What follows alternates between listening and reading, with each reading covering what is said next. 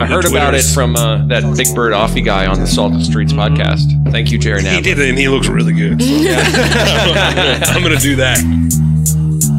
So the argument is commonly made in favor of repealing the Hyde Amendment that regardless of however much money you have or whatever, you should be able to access an abortion. We are joined in studio by the great and wonderful Halie. You guys both have kids. Shut the fuck up for a second. Right. I do that a lot, I've noticed. Welcome to the salt of the streets, coming at you every week with this food for thought. Hope you ready to eat. With everything going on in this nation, we need some information, and that's why salt need to be stationed in your rotation. With real talking, real topics, real people, real problems. Think we need some help to solve them, and leave it up to Colin and the Donovan, cause that's what's that? Let's get ready. And just like a red, white, and blue phoenix rising from the ashes of political bipartisanship, we are back to Salt of the Streets podcast.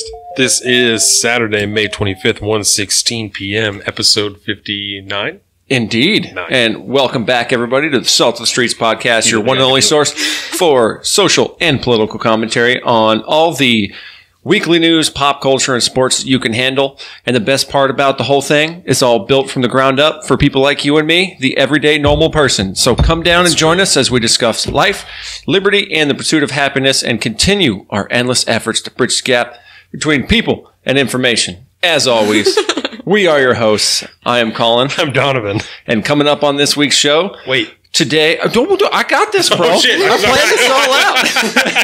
I'm so sorry. I know. You're right. By now, I should know to trust you. I'm sorry. I know. I worked this all out last night. I rehearsed it like 4 times. I got this. Don't fuck with me. I'm so sorry. So, coming up on this week's show, today is the day. We're talking abortion. We've got the Equality Act that we're going to talk about. We're going to probably sprinkle in some Trump talk, and of course, we're going to talk about that epic Game of Thrones finale. And to help us get through all of that today, we are joined in studio by the great and wonderful Halie.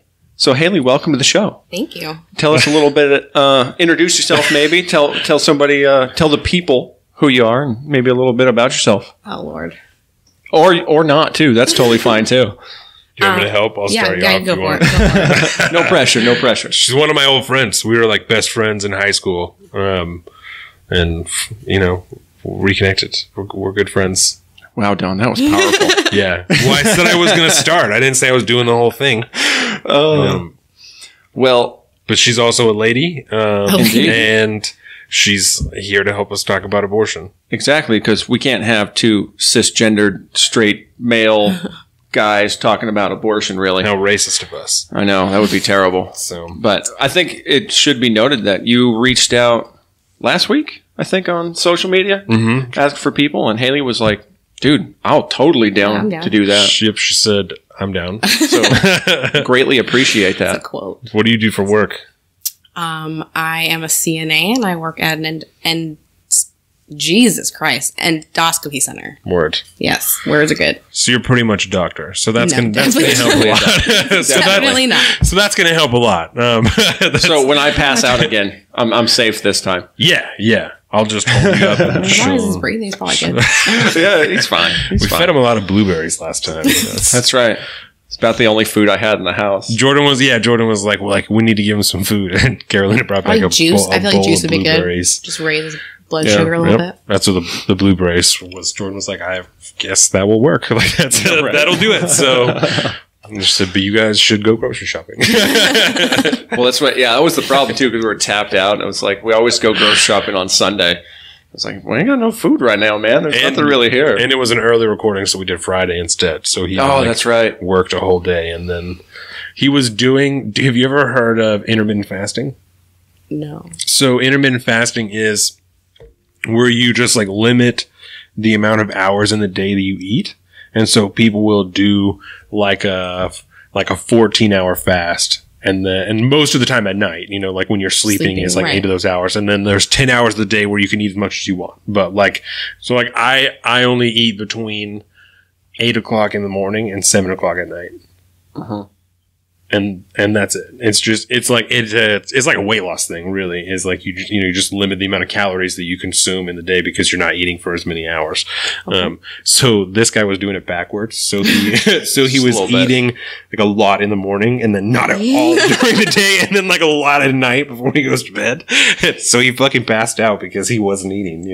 Yeah, I was starving myself. Apparently, it was a whole deal. It was a good time. It was a good time. It was funny. Took me like Not over at the a time. month to recover. I'm sure at the time it was. It's funny now, though. I mean, that's one Pretty way to alarming. drop a bunch of weight. Just fucking starve yourself. He was really skinny at the time. What?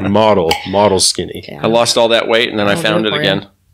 It's good stuff. You look good now, though. The beard you look healthy. You're in a good place, I think. I'm still not convinced on the beard. I've heard only good things about your beard from people who've watched the videos. Really? Yep. All right. Well, shout out to you people. I'll keep the There you fucking go. beard going on. There you go. So kind of on that note, there was a little thing that happened yesterday I wanted to tell you. Yes. And it just, do you know who the House Chairman of the Judiciary Committee, Jerry Nadler? Yes. He was holding, I think, a press conference with good old Bill de Blasio, New York City mayor. Mm-hmm. And he pulled an Offie and fainted in the middle of the during the press conference. No shit. Yeah, man. Is there video of it? Oh, there's video, Let me bro. see this guy slump. It's kind of hard to see, but yeah, because they're sitting there and all of a sudden he just kind of goes, it just kind of limps off down to the side. That way, sorry. Oh, yeah, there we go.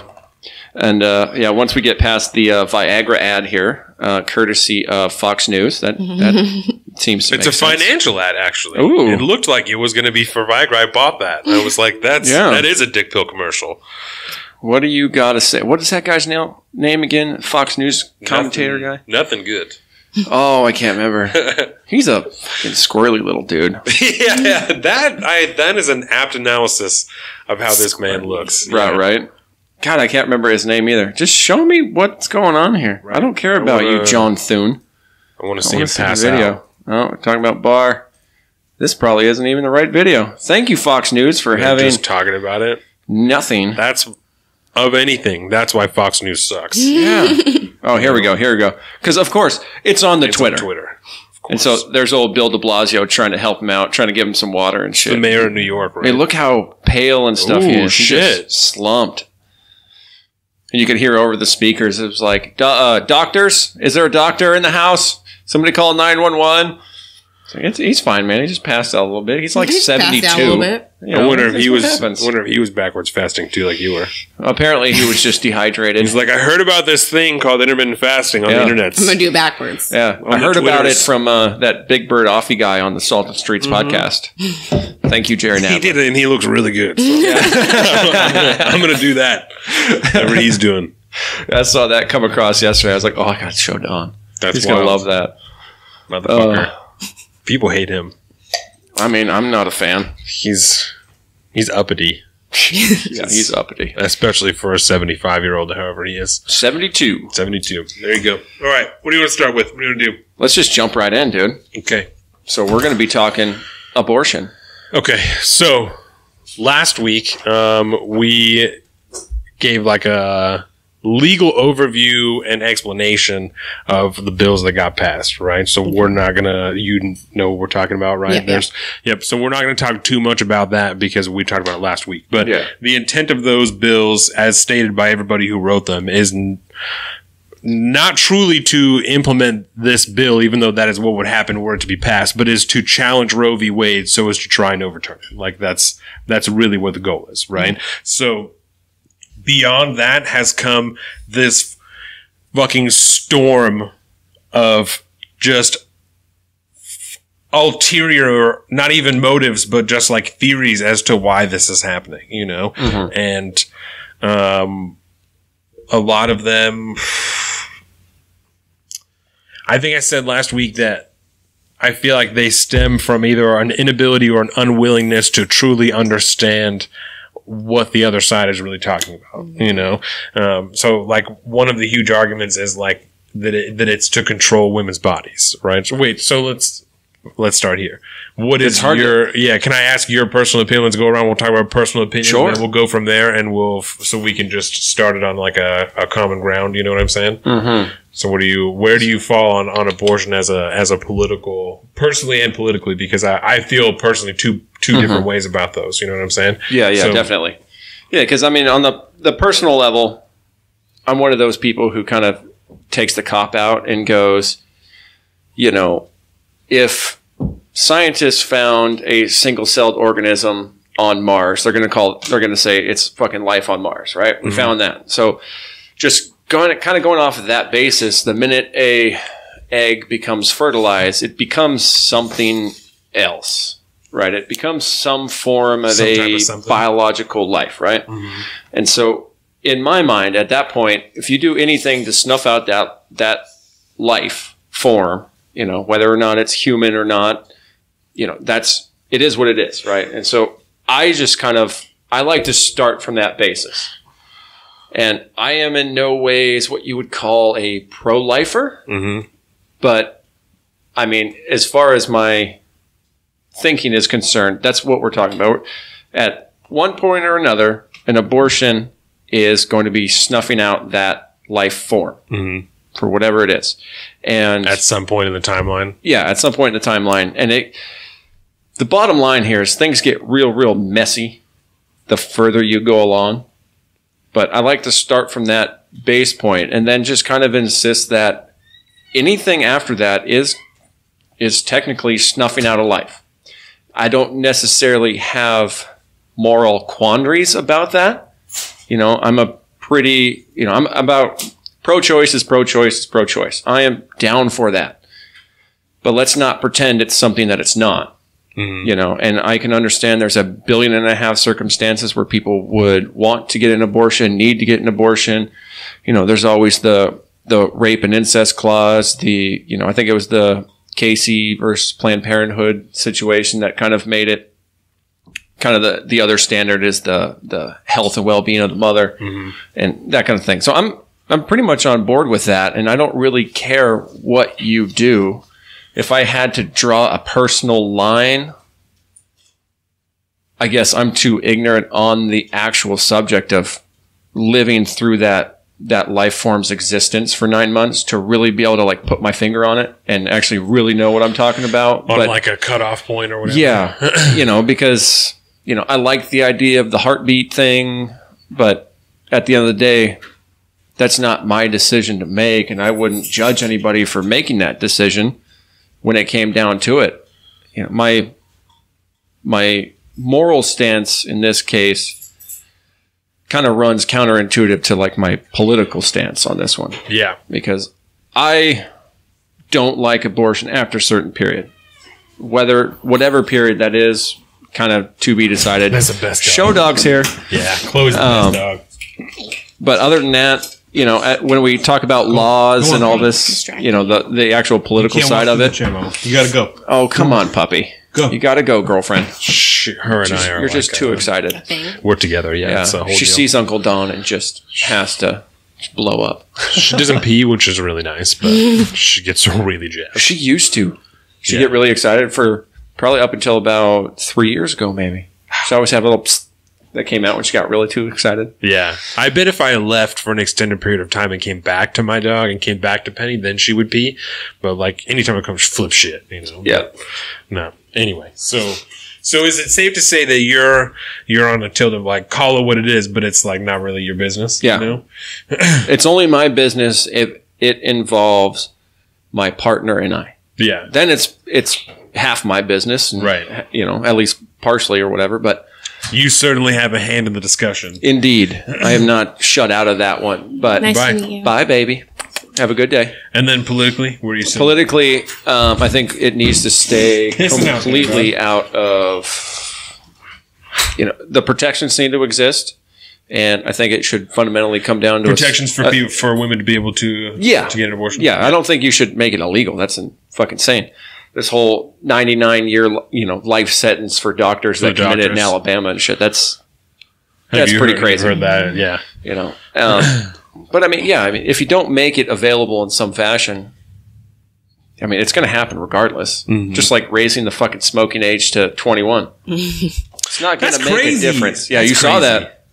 Maybe Man. we'll save that for later. We always got sick. It did not matter. We always found ways to get cigarettes. I literally, I had people who go to the gas station and wait outside the gas station, ask random people. Donovan would go to the gas station for me. He'd be like, hey, will you buy a pack of cigarettes? I'm like, some random person would do it. Get high, you got enough time, you know? Definitely. Get high, you got 2 hours to ask 30 people if they'll buy you a pack of cigarettes, and one of them Someone's going to do it. Yeah, someone will do it. I feel like I missed Nice. out on something not living that aspect of life when I living grew up. that close to the city, and not the town, because we don't live in a city. Living that close to the town provides something that you don't get when you live out here. You know what I'm saying? Like, there's a whole sense of like learning and a different dealing with people and a different people to deal with that goes on, and like different ways to get by. You know, it's a whole new world out there. Private It's a economy. whole different world out there. We used to fucking walk all over that goddamn town of Bremerton, and it was bad. I couldn't even tell you half the town of Bremerton. We did bad shit. You're a bad man, Donovan. And not anymore. But Halie can tell you all about that. But that's All right. Yeah, we'll get into the real dirty That's a whole stories big deal. later because I want to know all the dirt and all the skeletons in your closet. Great. Great. So what about you though? Where you stand on this? So Jordan and I were talking about it yesterday. And my stance, God, is... So I'm confused, right? Because by some other information that I picked up this week, and so this can maybe start as like a jumping off point, and then, you know, I don't want to leave you out, obviously. I mean, as far as like expressing your personal opinion before we... So I just don't want you to think I'm going to begin the conversation without getting to you as all. So I was always... My argument has always been that I feel like a majority of the abortions happening in the United States are out of necessity, not out of like someone chose to not be careful and then was like a shallow decision. It's not shallow. You know what I'm saying? Some type of just like, oh, why, you know, I have whatever, and then I'm like, oh well, like now, you know, I'll do, and even instead of knowing that I had unprotected sex and then I went and took plan B, I just waited, you know, and just decided just whatever the fuck happens, you know, and then at a certain point I was like, oh shit, I have to, you know, do something. Like, that's not something that I'm a fan of, and I never thought that was, and don't know that I think now that that's something that's like prolific, you know, that people are using that as a first line of birth control, you know, like I don't think that that's really the case. And then I heard something that I looked up earlier this week because I didn't believe it, right? That since like 1976, I think, there's been 50 million abortions in the United States. And I was like, that is a fucking incredible amount of abortions to have been performed since 1970. Right? 50 million, right? So there is about 700,000 abortions in the United States every single year.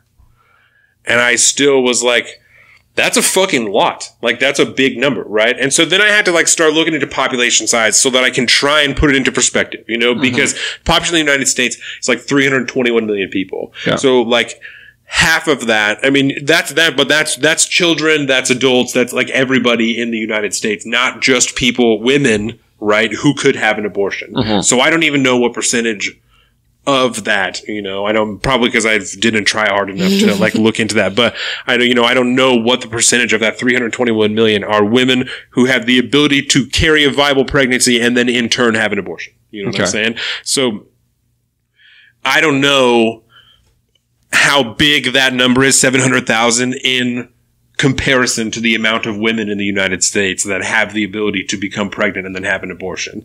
So then I started to look up all kinds of statistics that I could try and find about abortion, because I was like, I don't know, you know, I don't fucking know. I'm a dude. I don't know that much shit about abortion, you know? And so we're talking a time period roughly of what, 50 years ish from the 70s? Yes. Okay. Yes. So in 2015, 638,169 legal induced abortions were reported to the CDC from 49 reporting areas. Right. And so that is an abortion rate of 11.8 abortions per 1,000 women aged 15 to 44 years. Which I was like, that's a fucking big number. Yes. Like, that seems like a big number, you know? And I I don't want anybody to feel like I'm in a place of judgment, because I'm not judging anybody. I'm truly trying to figure out what the deal is so I can make an informed opinion. Because if I'm working off of a misinformed idea, I want to know that. And I don't want to continue to think that way, you know? So there's somewhere else in here in one of these pages, right, that... This is from the CDC? Yes, that one was from the CDC, and this one is from the Guttmacher Institute, right, which is like a highly, widely regarded thing. However it leans, the information that is in here is legitimate, right? So 49% of the abortions that happen in the United States are from women who were not using any type of contraceptive prior to them becoming pregnant. Okay. Which... that was my beef, you know, was women who are whatever people, you know, because that's not a singular decision, but people who are not using any type of birth control prior and then are just letting whatever happens and then making that decision afterwards, you know? Mm-hmm. Not because that's like my fucking say, because do whatever you want, you know? But from what I understand, that can be dangerous. If you're having a fucking abortion after abortion, like that can become very dangerous, you know? Yeah. So it's not something medically, scientifically, that you probably should be doing. You know, that's not my say to tell you whether or not you should do that. But for your own safety, and your own ability to have children in the future, when you do want children, maybe you should be doing something different. You know? So as far as it goes with me and my wife, that's not something that I would be happy about. But if it came down to it, and she's like, this is, you know, after all the discussion that we had, this is where we're at. That's not entirely my decision to make. You know what I'm saying? But it certainly is something that I have a hand in, you know, but I don't know. Because I don't have the ability to grow a life inside of me. So I don't know what it's like to be faced with that decision. You know what I'm saying? So, as far as politics goes and policy for other people, that is none of my fucking business. Yeah. You know, there is the tipping point of that I think Dave Rubin lays out best, of when the baby can start to feel pain, you know, and there's an experience in what's going on there. Then I'm like, well, that's like a gray area for me, you know, that I don't know that that's something that I'm okay with, you know? Yeah. But I don't... Gets real messy real quick. Prior to that, you know, it's a decision that should be made not by me. You know what I'm saying? Mm-hmm. And there are more statistics of here in when abortions are performed, because the vast majority of them are in the very beginning. You know what I'm saying? So, I mean, it would make sense just thinking logically about the whole arc of that decision's possibilities. That I would imagine the vast majority happen very early. Yeah. So let's see. I have it. It's here somewhere. I should have had it fucking... Boom. Providers and services. Yeah. This is a very detailed little thing you got. Yes. This was a fantastic Might have to throw the link up to that in the show notes.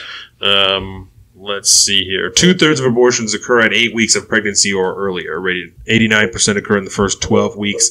And so 66% at 8 weeks or less, 14.5% at 9 to 10 weeks, 8.3 at 11 to 12, 6.2% at 13 to 15, 3.8 at 16 to 20, and then less than 21%, or less than 1.3% is at more than 21 weeks, which I think the most that anybody does is 24 weeks is the latest that you can medically receive an abortion anywhere in the United States. Right, because at that point, it's a viable part. The baby can survive outside the womb. Right.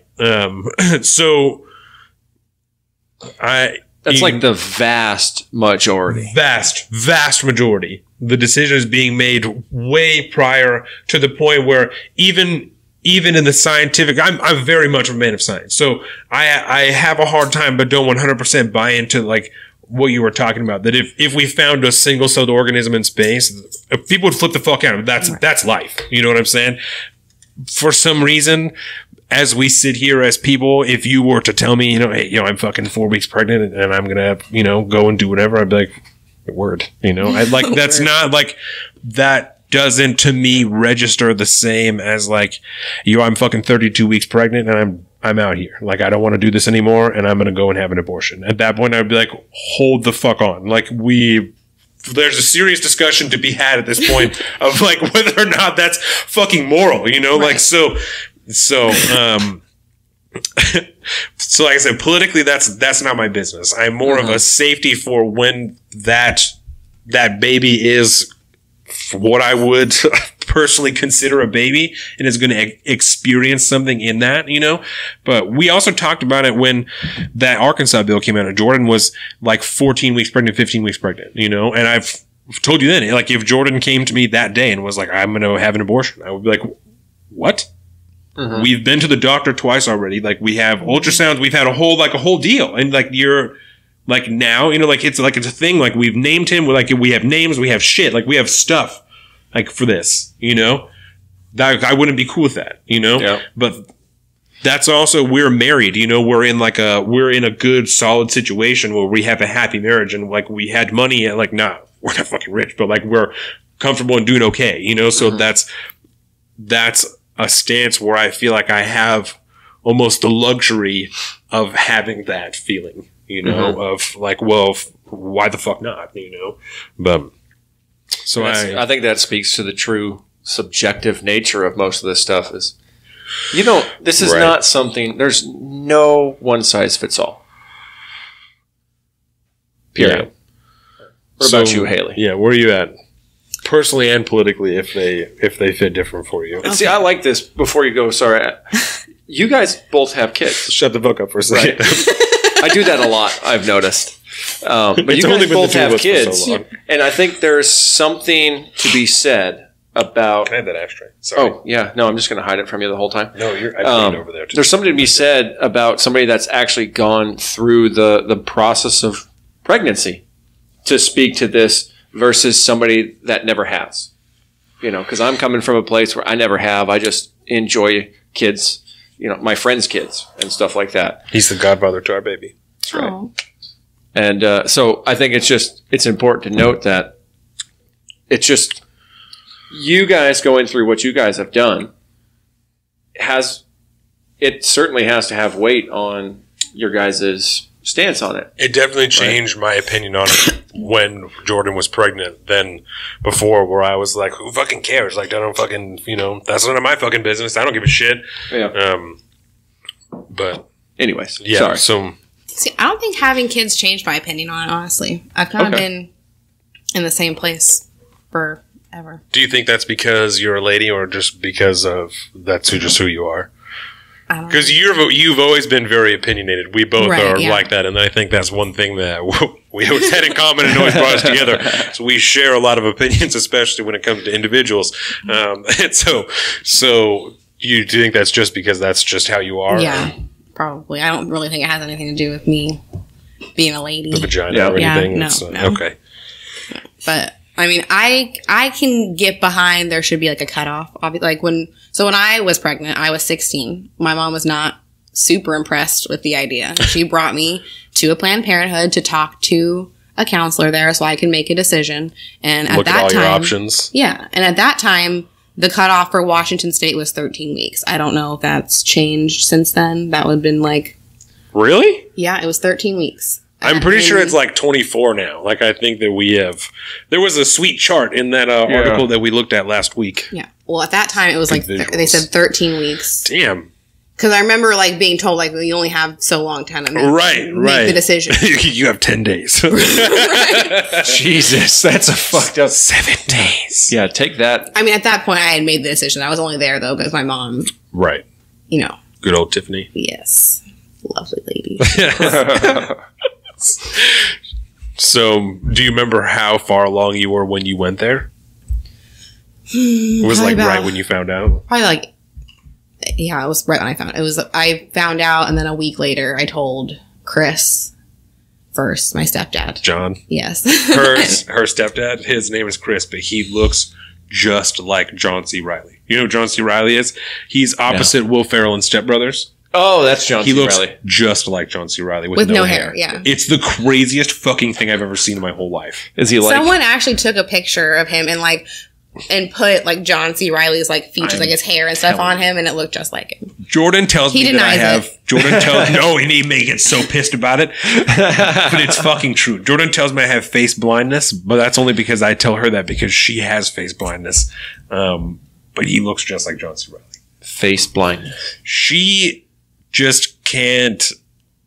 Like, this person looks like this person, and she's like, no, they don't. Like, those people don't look anything alike. Like, you're fucking crazy. Or I'll show her someone, and she's like, I don't know who that person. Like, I've never seen that person before. I'm like, we watched this movie with them in it, this movie, this fucking show, like all this. She's like, oh, I don't know what you're talking about. I'm like, that's bullshit. Like, I know that's bullshit.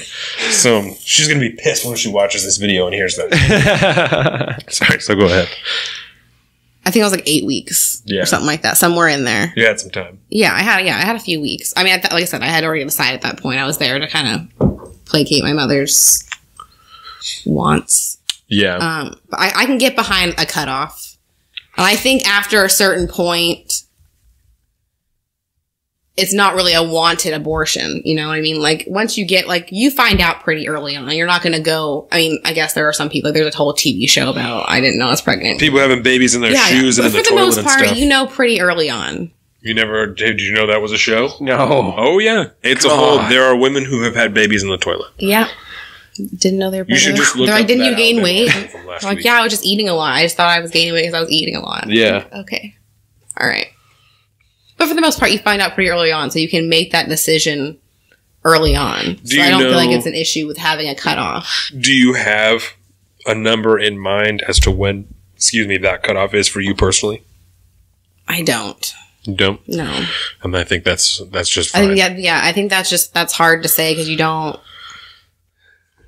So 20 weeks is the number that I run with because from what I understand, that's at the point where the baby, the fetus, or whatever you want to call it, can start to feel pain, you know? And so that's where I'm like, well, hold the fuck up. Like, if there's going to be, like I said, some type of experience from the fetus's standpoint at that point, then there's like a discussion to have here that there's like something going on there, you know?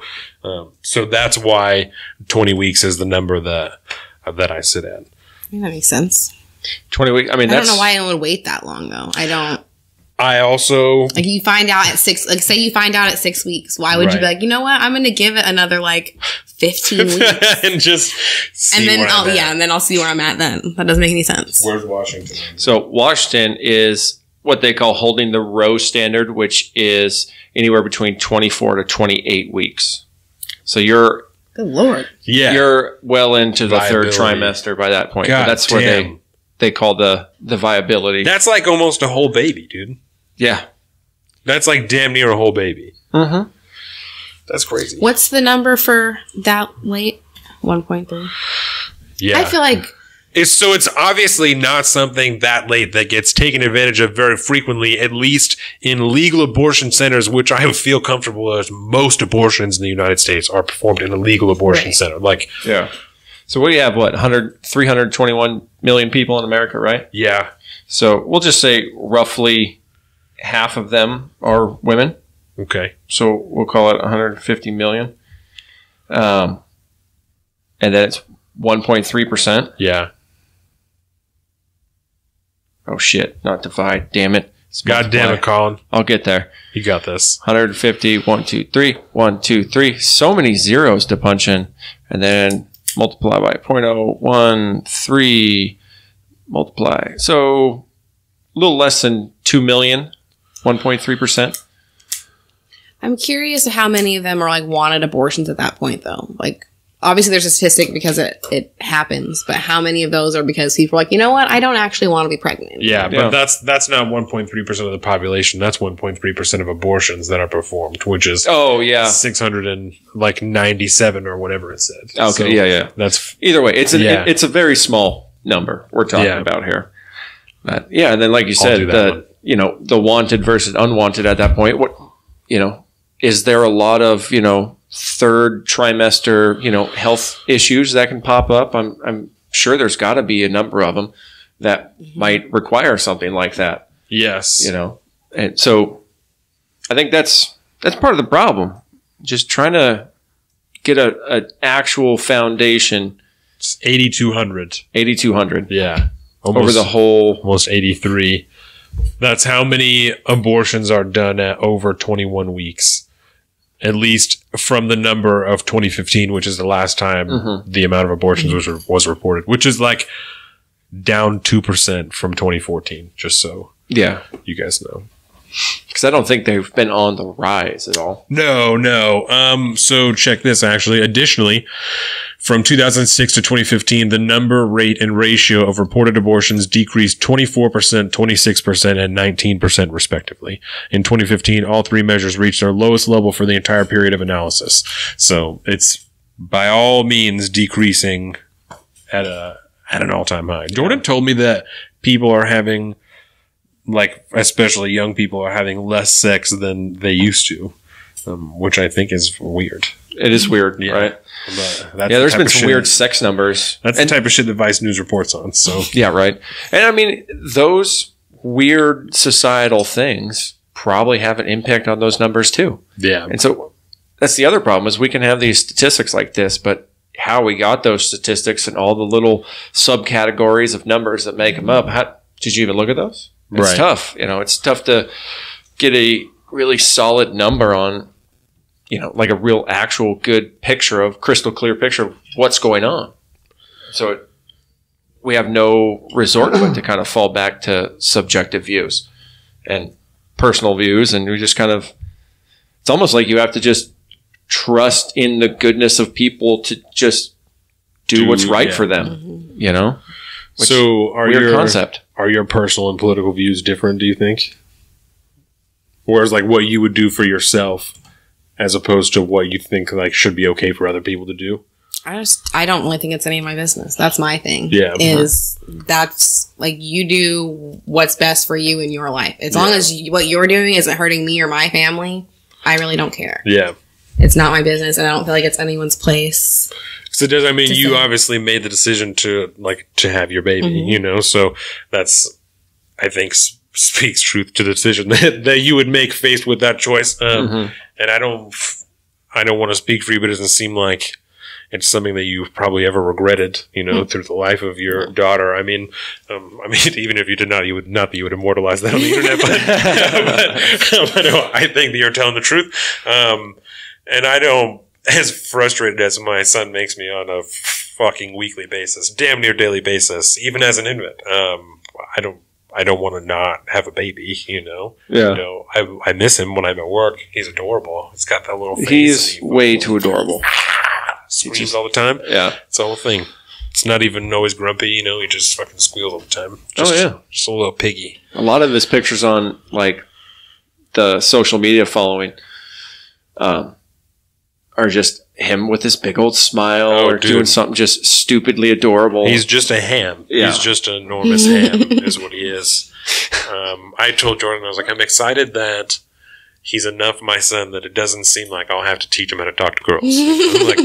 Like my mom never taught me how to do that. Like I just grew up around women and I just knew how to talk to girls. And it doesn't seem like that's going to be a problem. So that's nice. Like that's funny. It would suck for me and Trent. It would suck for me and Trent to have to go to the mall with him and be like, all right, so like, that girl's cute. Just go up and, say fucking this and this and this. And like everything will be cool. And me and Trent just have to sit there and be like, what the fuck? Like, Trenton's just little and Asian, and for some reason, girls were obsessed with him. Yeah, it was weird. I know. Like, I love Trenton. He's my best friend, but growing up, like, he was not a catch, Oh, really? There was still, like, just women that were, or girls, because we were fucking young, that were just like, he's the fucking best thing that's ever happened. I'm like, he's a cock, right? Like, you know that. Even I had my time where I was just in love with him. I'm telling you. Everyone. That's so fun. I had a friend in like our group of friends that was like that. Weird. Just for whatever reason. And then it's funny as he grew out of it, which was funny. Trenton's great now. Yeah, no, Trenton's awesome now. He's definitely way better than he was when we were in school. But I think that we both are. So we talked about the single-celled organism and spay thing. And that's a big like pro-life argument, you know what I'm saying? And I think it's important to know that that's no longer just a religious argument, right? Because a lot of people still regard pro-life as like, oh, well, you're, fucking devoutly religious or whatever. And I I don't think the case anymore. I think growing numbers of people are not religious, but still can hold pro-life views, you know? Like I know, I personally am pro-life. I don't am religious in the fucking slightest, you know? The Daily, the New York Times Daily podcast did a 2-part series on, you know, essentially how, like when the Democratic Party actually started to push out the pro-life Democrats. Because it was a really good series. I think it was a 2-parter. The Democratic Party stance used to be safe, legal, and rare. Mm-hmm. Like that's what they ran on for a long time, and that's what puts fucking asses in the seats. People are like, "Word, you should be able to do that. It should be legal, but you probably shouldn't do it very much." Like that's like I am in favor of all of those things, and so that's like how the Democrats were able to. And I want to ask. So this, excuse me, this leads me to something that I want to ask you about because I'm super confused by it. Right. So sorry, I got all this shit everywhere.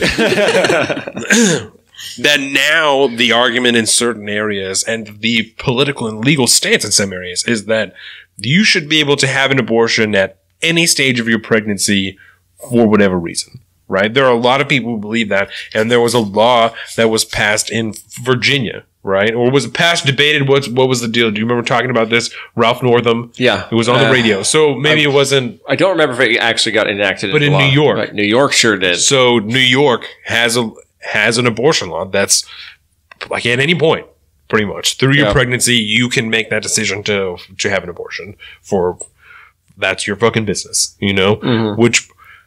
Even this chart it's the only one with an arrow pointing towards the 40-week mark. Yeah. And so it's the only one that's, well, right now it's kind of anything.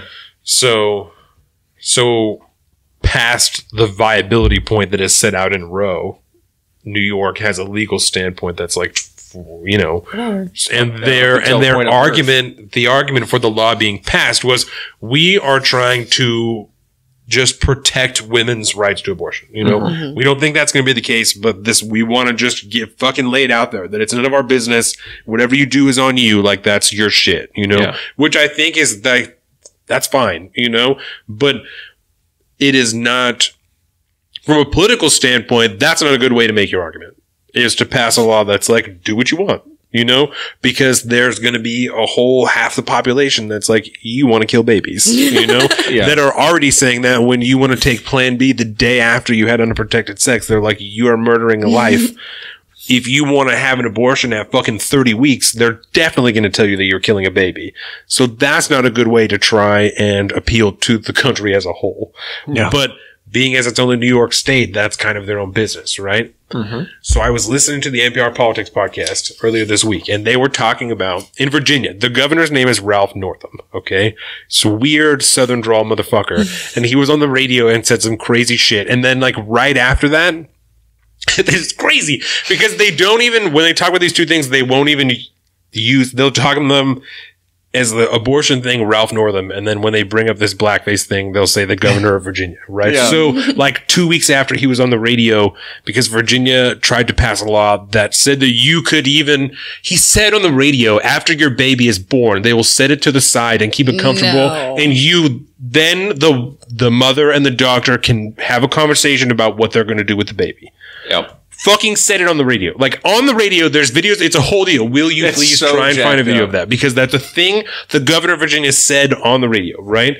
So. We'll set it aside. So, like, 2 weeks after that happened, his yearbook photo came out and where she dressed up in blackface for Halloween, and people flipped shit. I think I remember seeing that. Still the governor of Virginia.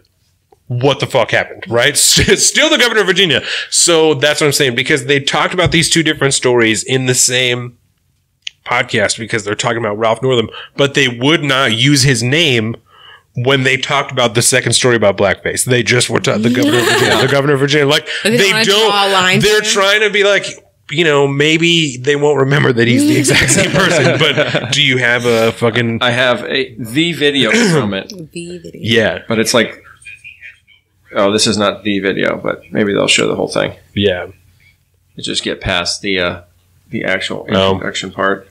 Yeah, it was some wild shit. So he did say that on the radio. And so when I was listening to the NPR Politics podcast, they were like saying that, oh, well, the Republicans are talking about, you know, infanticide, which is of course illegal, and no one would ever like do that. So that's a ridiculous thing that they're saying. But I'm like, but he said that. Like, and I'm like, and I'm not trying to say that anyone's trying to murder a baby, because I don't think that's really what he was trying to get at. Right. But that's what he said, you know?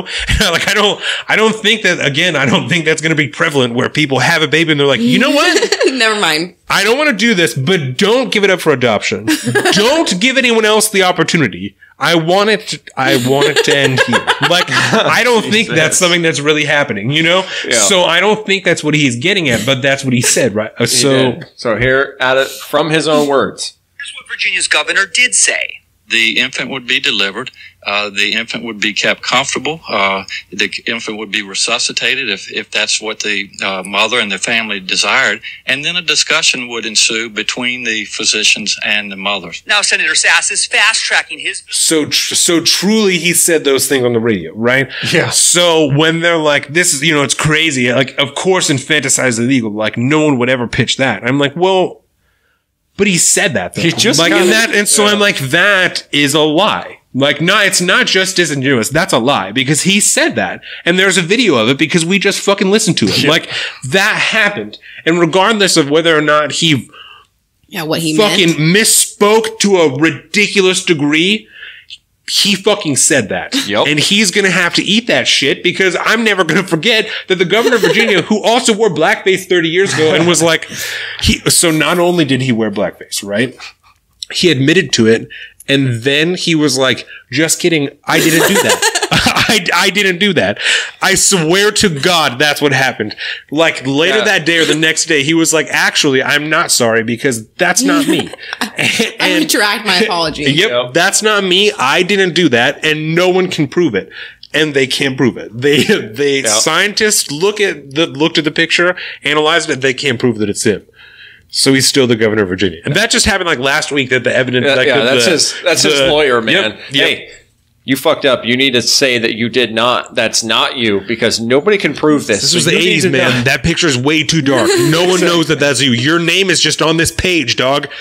Anyway, so that's why I was super confused that they were saying that. They're like, well, that's fucking crazy. You know, no one would say that. I'm like, but... He did say that. So that's not...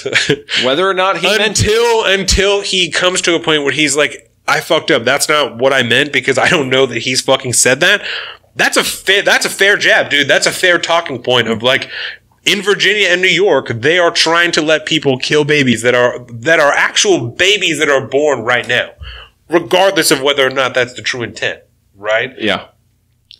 But that's the same thing that is able to be, not really able, but is being said about a lot of these laws that are being passed, like in Alabama and shit, to the point that this is to restrict women, right? The point of this is to restrict women, and it's only because these men just want to control women, right? So I have 2 points to that, right? One of them we talked about last week, that maybe people don't buy this, right? But the governor of Alabama is a woman. Like, that's a woman who is pro-life, who is a Republican, that is like, word, I'm going to sign this bill, and I'm going to sign it into law, right? Whether or not that's like a hollow talking point because of the other dudes who signed it in the Senate and passed it are all dudes, you know? But that last line of defense, who she could have said, no, fuck that. She's like, yep, I'm doing it, right? Also, the woman who introduced the law is a woman. Like, the person who put the bill onto the floor is a woman, right? So I saw some fucking memes like 2 weeks ago when this was all hyped up of pictures of these 2 women that was like, the patriarchy is mad sneaky because, like, not in, you know, the paraphrasing, obviously, but because these 2 women are part of the patriarchy, you know, like it's so deep that they're implanting women in the system so as to work in favor of the patriarchy. And not only do I think that's fucking crazy, it's a conspiracy theory, right? Patriarchy but chills. I think it 100% devalues that woman who's worked her fucking vagina off to be the governor of an entire fucking state. Like, that's so her opinion doesn't matter anymore because because of the other people who argued it were men, you know, like, and I don't know. Have you heard that it's to control? I've heard that. I don't necessarily agree with it, I guess. I don't think the goal is to constrict women. Right. I don't think that they're like, you know what we're going to do? We're going to write this law, and the sole purpose is so that women can't bind them up. Yeah. That's the... And realistically, it's not a woman's right issue for me. It's more like a human right issue. Like, you have the right to decide what to do with your body. Uh-huh.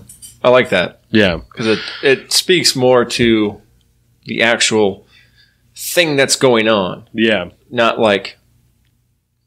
It sounds kind of callous, but not like who's being affected by the thing that's going on. But it gets really to the root, I guess. The actual deal instead of just the person dealing with it. Or whatever, you know what I'm saying? Because it's so... A lot of the arguments that are so, loudly vocalized, are the extremes, and there's a lot of people that don't exist on either end of those extremes, but still might be pro-choice or pro-life. And it's just, you assume that if you're a pro-lifer, you're either a Bible-thumping, these people are killing babies, or, you want to, what is that show? Oh, The Handmaid's Tale thing that keeps getting, we want all women to go back to being subservient and all that. It's like, those are very, very extreme. And the people that actually believe that is actually a very small minority, I think, of the pro-lifers. I feel like that's probably safe to say. But it's still the people that assume that on the other side are just as bad, because you shouldn't assume things like that. Don't assume the worst about people. Assume, what's that JBP rule? Assume that the person you're talking to knows something you don't. That's it. Why would you do that? Yeah. It's just, that's no basis to have a conversation on. Right. And I think it also, so before I move on to this other point, it is also important to say that it was almost entirely men, or maybe all men, that voted on this to pass it, right? But I don't think that it shouldn't matter. No. And I think that the reason that it doesn't matter is it takes away from giving credence to their possible idea that an abortion is not a women's right issue. It's a matter of murder. You know what I'm saying? If that's truly what they believe, for whatever reason, whether it's a scientific reason, a religious reason, whatever, if they truly believe that that's murder, for them it's not about women's rights or whatever. It's about the fact that that's killing somebody, and whether or not I agree with that is not my fucking business. They're allowed to hold their own view, you know, but to say that that's about controlling women takes away from something that, if they're religious, they probably hold dearly sacred to their entire life. If you're deeply religious, you are deeply fucking religious. You live your whole life based on how you think God wants you to live your life, you know? And if someone's saying that, oh, that's bullshit, you just want to control women, then what's the point of my fucking life? You know what I'm saying? If that doesn't mean anything, if my whole life is bullshit, then what's the fucking point? You know? That devalues what they're possibly living their whole life towards, And that's none of my fucking business, just as much as someone having abortion is none of my fucking business, you know? And I will say, because you could still have a problem with the people that push it and use the God basis. Yes. You can have a fundamental problem with that, because I have a fundamental problem with that. Absolutely. If you were able to take that argument and strip away the religious aspects and just focus on the moral and ethical values that religion holds sacred, and use those as your arguments, well, let's have a conversation. Right. But if the minute you start to throw God talk into it, separation of church and state, we're done talking. Yeah. When we're talking law, legal implications that are going to affect everybody, we have to keep those discussions separate. I agree with that. But I think that's kind of the, when you hear some of the more extreme voices on the more progressive side or the left side, they'll, like you were talking about earlier, they'll point out that, it's just these patriarchal white men, or they're going to assume the worst on their end too, just like those hardcore Christian people, that the pro-lifers that are religious based, just how they have no business in discussion too. You can't assume that just because they're men that they're out to get you. It just, you know, and I hate to say, but people aren't that terrible generally on the whole. There's also a whole slew of fucking pro-life women, you know, that are women who are pro-life, like that, who were that to be proposed as a public initiative would have voted yes on it. You know, there's a whole slew of that agree with what's going on there. You know, those women do not want to control women's rights. Like, I mean, maybe in the sense that they want to be in control of their own destinies, but not in the way that they want to, like, have control over other women, you know? I don't think that that's, like, really the case, you know? Seems really counterintuitive. So one of the arguments on, like we were saying on the left, right, is that, and I even have an article from somewhere here, that abortion is a moral good, right? Which I think is a supremely subjective statement. Because when you're talking about morals, whose fucking morals are you talking about? What morals? Because again, when you're talking about two different sets of people, someone who believes that abortion is murder and someone who believes it's not their business, those are two completely different sets of morals. Yep. So based on whose morals is abortion a moral good? Because that person who thinks it's murder thinks that that's probably one of the worst things you could ever do besides raping and then murdering somebody. You know what I'm saying? So that's kind of a bullshit argument. If I were to put a label on it, that where the fuck is it? There we go. Show dogs. New York Intelligencer. Abortion is morally good. Intelligencer? So really? Well, so this was from the New York Magazine, right? Yeah. So this was just the one that I picked. There's was a whole slew of these articles. Oh, I bet. But this was just the one that I selected. New York is a very interesting place. And so, like I say, I think that that's a supremely subjective argument to make for this, right? Yeah. So let's talk about something that's called the Hyde Amendment. Do you know what this is? No. So the Hyde Amendment was something that was done in fucking what year was the Hyde Amendment? Do you know? The 70s? Yep. Sometime in the 70s, something like that. And that is what mandated that no federal dollars can be used on abortion. Oh, yeah. Right? Yeah. So Directly, right? So there are a few candidates for the Democratic Party that are running for president in 2020 that are talking about repealing the Hyde Amendment so that federal dollars could be accessed for people to get abortion, right? And take care of the dog real quick.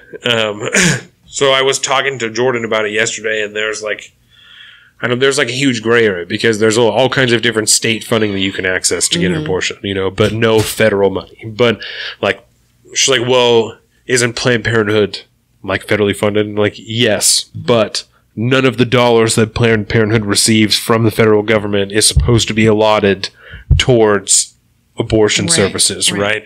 And then there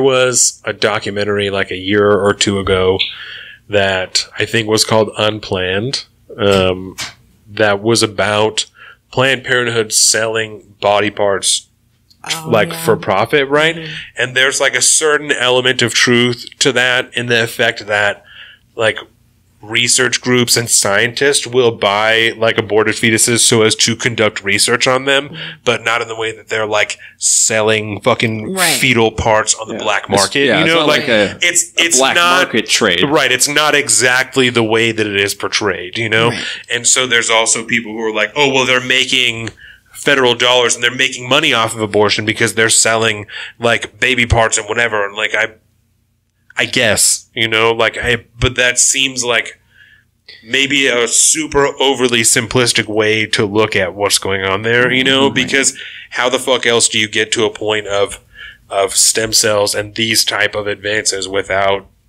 doing research? And what's the fucking point of just throwing away something that could instead be used to maybe help somebody? You know what I'm saying? Mm-hmm. I feel better about it being given to the government, sold to the government, fuck it, you know, to maybe find a way to save some people's lives as opposed to just throwing it in a medical waste dumpster and then it being burned up or so whatever the fuck you do with hazardous, I don't know what the fuck, incinerate, you know? Yeah, so I would way rather it be used for scientific research than for it to just be, like I said, destroyed, you know? Yeah, and so, I had something that I'm thinking I'm recalling. And I need to look it up to see if it's actually true, but wasn't that years and years ago kind of what the like the last spark of the abortion debate kind of was when they were using aborted fetal tissue to do stem cell research. Yes, and that's when they stopped stem cell research for a while because they were like, oh, no. But now there's like a whole slew of different ways to get stem cells out there. And I think that and I think that we probably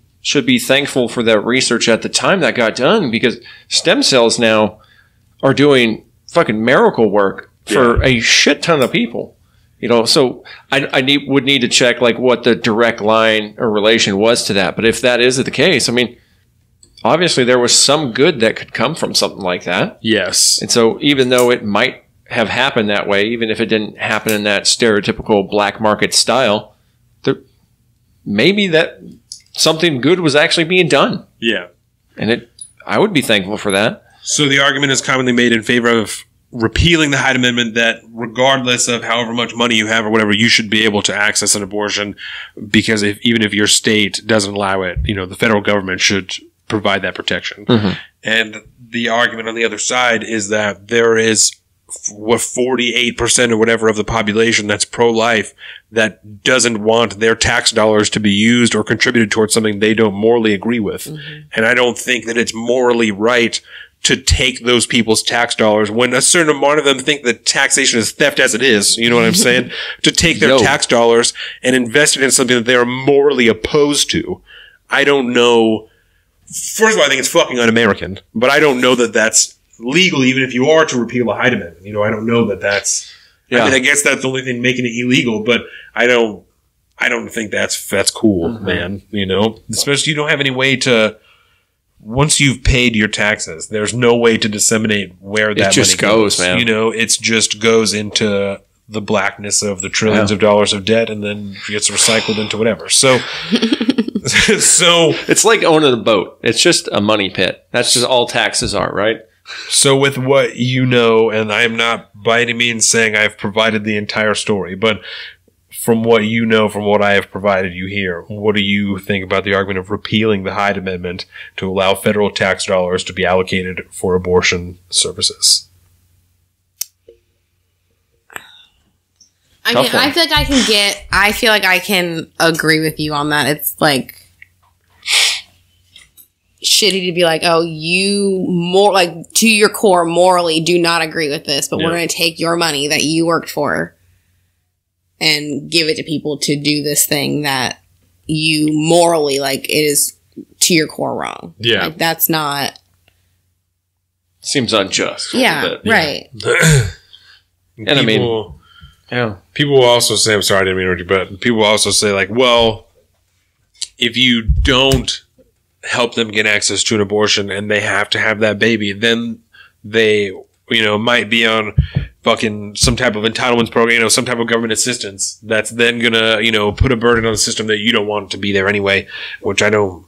Yeah, that's a lot of ifs. You know what I'm saying? Like, that's a lot of contingencies based off of one thing. But yeah, that's kind of a very specific argument people use for those few kind of more hardcore conservatives that are so worried about the state of the welfare state, if you will, and that's usually their kind of go-to attack on, you know, it's like, well, abortion is just going to put a burden, too much of another heavy burden on the welfare state. It's like, well, you don't know that. And when Jordan and I were talking about this yesterday, you know, we're just talking back and forth just to try and explain. And she said that. She's like, well, like, what if that person ends up having to be on government assistance and you don't want them to do that anyway? I said, but that you have to assume that they're in favor of, that they're against both of those things. Mm-hmm. I said, but like you and I right here, I said, we both just said we're personally pro-life. I said, like, I was on government assistance when I was growing up. I'm massively in favor of being able to get shit from the government if you need it. So like, I'm not against either of those things, you know? Like, I certainly don't think that if you're 24 weeks pregnant and you're like, I don't know if I should do it, you know, and like, maybe I should start, you're 30 weeks pregnant, whatever, like, maybe I should just have an abortion instead. No. Government's got you. Like, you'll be okay. Like, we'll figure it out and we'll help you get there, you know, because that's what that's for. You know what I'm saying? If you're in a situation where you're by yourself and now you're having to look down the barrel of having a kid alone and not having enough money, you know, that's what the government is there for. Like, that's what I feel like that's supposed to be there for. And I mean, if you were a vehemently pro-life person that is in that situation and you just have a fundamental, block from getting an abortion. Right. And now, that's also why those services are there, so that when you do that, I mean, That's I don't know how it works, but quick. if you have more kids, I'm sure you get extra money from, food Certainly. stamps or something like that. It's like the system seems to already have that built in. And so if that's the case for your argument against abortion, we already actually try to take care of that now. Right. It's, it's just another avenue. Yeah. So what do you think about repealing of the Hyde Amendment? Excuse me. My libertarian quandary, I don't want any federal dollars to go to that, especially because I think if we are going to legislate abortion at all, it should be on the lowest level possible. So on the state level, and the federal government should have really no say in what's going on here, because the people that live in Alabama as a whole might have one way that works for them, and we in Washington State obviously have a different lifestyle, a different experience in life. It's apparently vastly different. Yeah, and we can settle our own problems, And so I don't think the federal government should have any say in it, and I think that should carry down financially. Because at that point, then you also have a stance that the government would be taking towards an anti-abortion. You can make that argument because they're only funding, they're funding all these states that have abortion programs or something like that. Yeah. So you can go a couple different ways, but I'm not comfortable with federal dollars being spent on something like that. Yeah. Because there is enough money to take care of everybody that needs to be on the local state tax level. I mean, we pay a shit ton of state tax. No, we don't. I mean, we do, but not like income tax. We have like a 49-cent state tax on gasoline. If you didn't know that, next time you go to the pump, look at that sticker. It'll blow your fucking mind. Last night, Dax was being a prick, so we... as a baby does. So we put him in a car, because he's finally starting to be cool with the car. So we put him in the car, we're like, we'll drive around, and we'll put him to sleep, right? So we got to the gas station, and I purposefully drove around for a while, and then went to Paulsbo Safeway, because I was like, I got 70 cents off a gallon. I'm going to go and get it, because I got to put premium in the Land Rover, and it cost me fucking almost $4 a gallon for fucking gas in my car. So it's like, I'm going to go to Safeway. So nice and solid asleep, and so we closed the doors all fucking nice, and I was like, hey, Jordan, go in there and buy me some beer. I'm going to put gas in the car, and we'll get the fuck out of here, drive around more. So I fucking put in all the numbers in the card and all the shit, and it was like, do you want a receipt? And I said, nope, and everything fucking froze. And it wouldn't let me fucking cancel. It wouldn't let me do fucking nothing, right? So I'm standing there. I'm trying to fuck around. I'm waiting. I'm trying to be patient. I'm trying not to. It's also almost 10 o'clock. I've been up since 4. You know what I'm saying? And It's getting late. Been doing this all fucking week. And I know that I have to get up at 4 today. So I'm like, I want to fucking go home and go to sleep so bad, because at this point I'm only going to get 5 hours of sleep. And I really want more than that. So it doesn't work, and Jordan buys the beer and comes out, and she's like, are you ready to go? I'm like, oh, fucking funny thing, no, because here's the shit. So I go inside, and I'm talking to a woman, and she's like, oh, it happens all the time. I'm like, awesome. Like, that's great that you have pumps that consistently don't work. So she's like, but the funny thing, that never happens if you come in here and do that. And I'm like, great. I'm happy there's no sign anywhere that indicates you might have an easier time if you come inside. So I put in my fucking Safeway number again, and I pay, and she's like, oh, you got 70 cents off again? I'm like, I fucking know. That's why I'm here, bitch. So I go outside. Fucking Dax is awake in the car, screaming, right? Jordan's trying to rock the car because he's screaming now. So I start to pump the gas. I put the thing in it, and it's like, your Safeway card is invalid. You can't have 70 cents off a gallon. So I paid $3.84 for premium gas that I drove to Paulsbo to get, after this woman told me that I had 70 cents off a gallon. So it's not invalid because she saw it and told me how much I have. But the machine's like, nope, invalid. I'm sorry, I can't. No. That's the whole point of this. It was horrible. It was a horrible experience. And I just couldn't stop thinking about it, and I couldn't stop talking about it on the way home, and I was frustrating myself, and that's the shit that, as radical as it sounds, like, that's the type of shit that makes me want to kill myself. Like, I'm like, that's it. Like, I'm done. Like, I don't want no more. Am I going to do this? You know what I'm saying? Like, I don't no more. I'm not. And it's like, it's the smallest things that put me over the edge. And like, not to the point that I would scream at anybody, you know, like but a personal where I'm like, I'm just going to cry. Like, cause I just, and, this is really dumb, but like when, you try to plug something into a plug in the wall and it just can't, I consistently have problems with it. If you're not, I'm not looking at it, consistent problems. Oh no, I know that struggle. And I've had times where I've just fucking thrown it. Like, I'm not, whatever this is, I'm not plugging it in. Like, I'm done. I'm not, my laptop, I'm done using it. Like, I'm not, I swear to God. It's so fucking ridiculous. It's horrible. Oh my God. It's so bad. Quick side note. Yeah. Is it just me, or when you think about gas pumps these days, are you just think about this, right? Yeah. It's 2019, man. We have virtual reality fucking video games in our houses. We have electric cars that are like beating fucking drag racers off the line. Like, we have this crazy technology, but it still feels like the fucking 1950s when you go to a gas pump. Those things are so archaic and it's fucked up. And they always fucking break down. They're always out of receipts. There's something terrible's going on. At this point, we've been pumping gas in the cars for so long. I shouldn't have to do shit. I should just have to walk up to the gas pump and it should be like, word. Like, I know what your car needs and I know who you are. Just take the pump and just put it in. And I'll even start pumping. You don't have to pump the handle. And you just stand there. And when it reaches the number, say, stop! And it will be, and it will be, so you don't have to click it and fuck around to try and get it up to 40, and then you get it to $40.01 because you just too much, you know? And the car washes. That 1 cent really. Oh my God. Dude. And car washes at the gas station are smarter than the fucking gas pumps. Yeah. You pull up, press a button, it tells you when to stop, and you just sit back and relax. Your car gets washed. You can't do that when it put gas in your car, for God's sakes. The last time that I went to fucking get my car washed, I hate technology, bro. I went to get my car washed at the gas. Dinesh, have I talked to you about Dinesh before? Yeah, we talked about it on the Dinesh podcast. Is a guy who I think that he owns the Chevron up the road from my work at like the top of Silverdale Way. Mm-hmm. There's a Chevron. Dinesh, I'm pretty sure owns it, right? He's weirdly cool with me. Like, and when you go and you talk to him, if you call him brother, he'll call you brother when you leave. Like, he'll call you whatever you called him. He's Indian, right? So if you didn't know.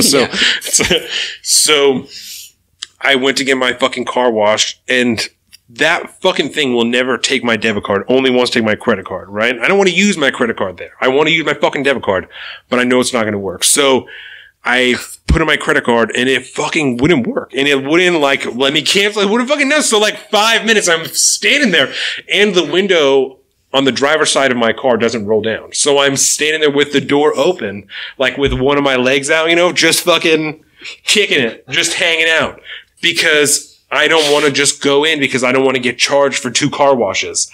So I had to fucking pay cash there, even though I was like, I'm going to use my credit card because this one always works and my debit card never does. And it's like, fuck you. So I should wash my own car. You know, it's horrible. Or just not wash your car. I don't wash mine, honestly. It's black. Dude, it rains enough, bro. It's fine. I live on a dirt road. There's just no point for me. You just collect it. Yeah. Mm-hmm. Yeah. So I think that's all that I have as far as, wait. One more argument I fuck with as far as against these fucking crazy laws that are going on, right?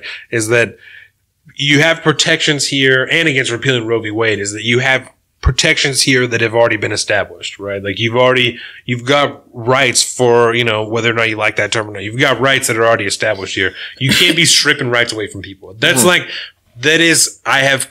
will compare it to gay marriage, right? You've already told them they can be married. You cannot now repeal gay marriage and be like, just kidding. Like, you know, whatever you did in this time is valid, but no more. You know, you can't take rights away from people once they've already got it. The same reason you can't ever take people's guns away from them. They've already had that right. It's already there. You can't take that away, you know? Yep. Yeah. You can add, but you can never take away. No. Not when it comes to people's rights. No. Especially because not in once America. you've established it's a right, yeah, it's in the Constitution that the government cannot strip you of your rights. Yeah. Except unless you join the military. Then you sign on the dotted line. You fucked yourself with that. And it's all in the contract. It's all there. You forfeit but you do get a whole new set of rights, which are relatively similar. They're simpler also. Mm-hmm. Talking about the Uniform Code of Military Justice. Yeah. which just sounds badass when you say it every time.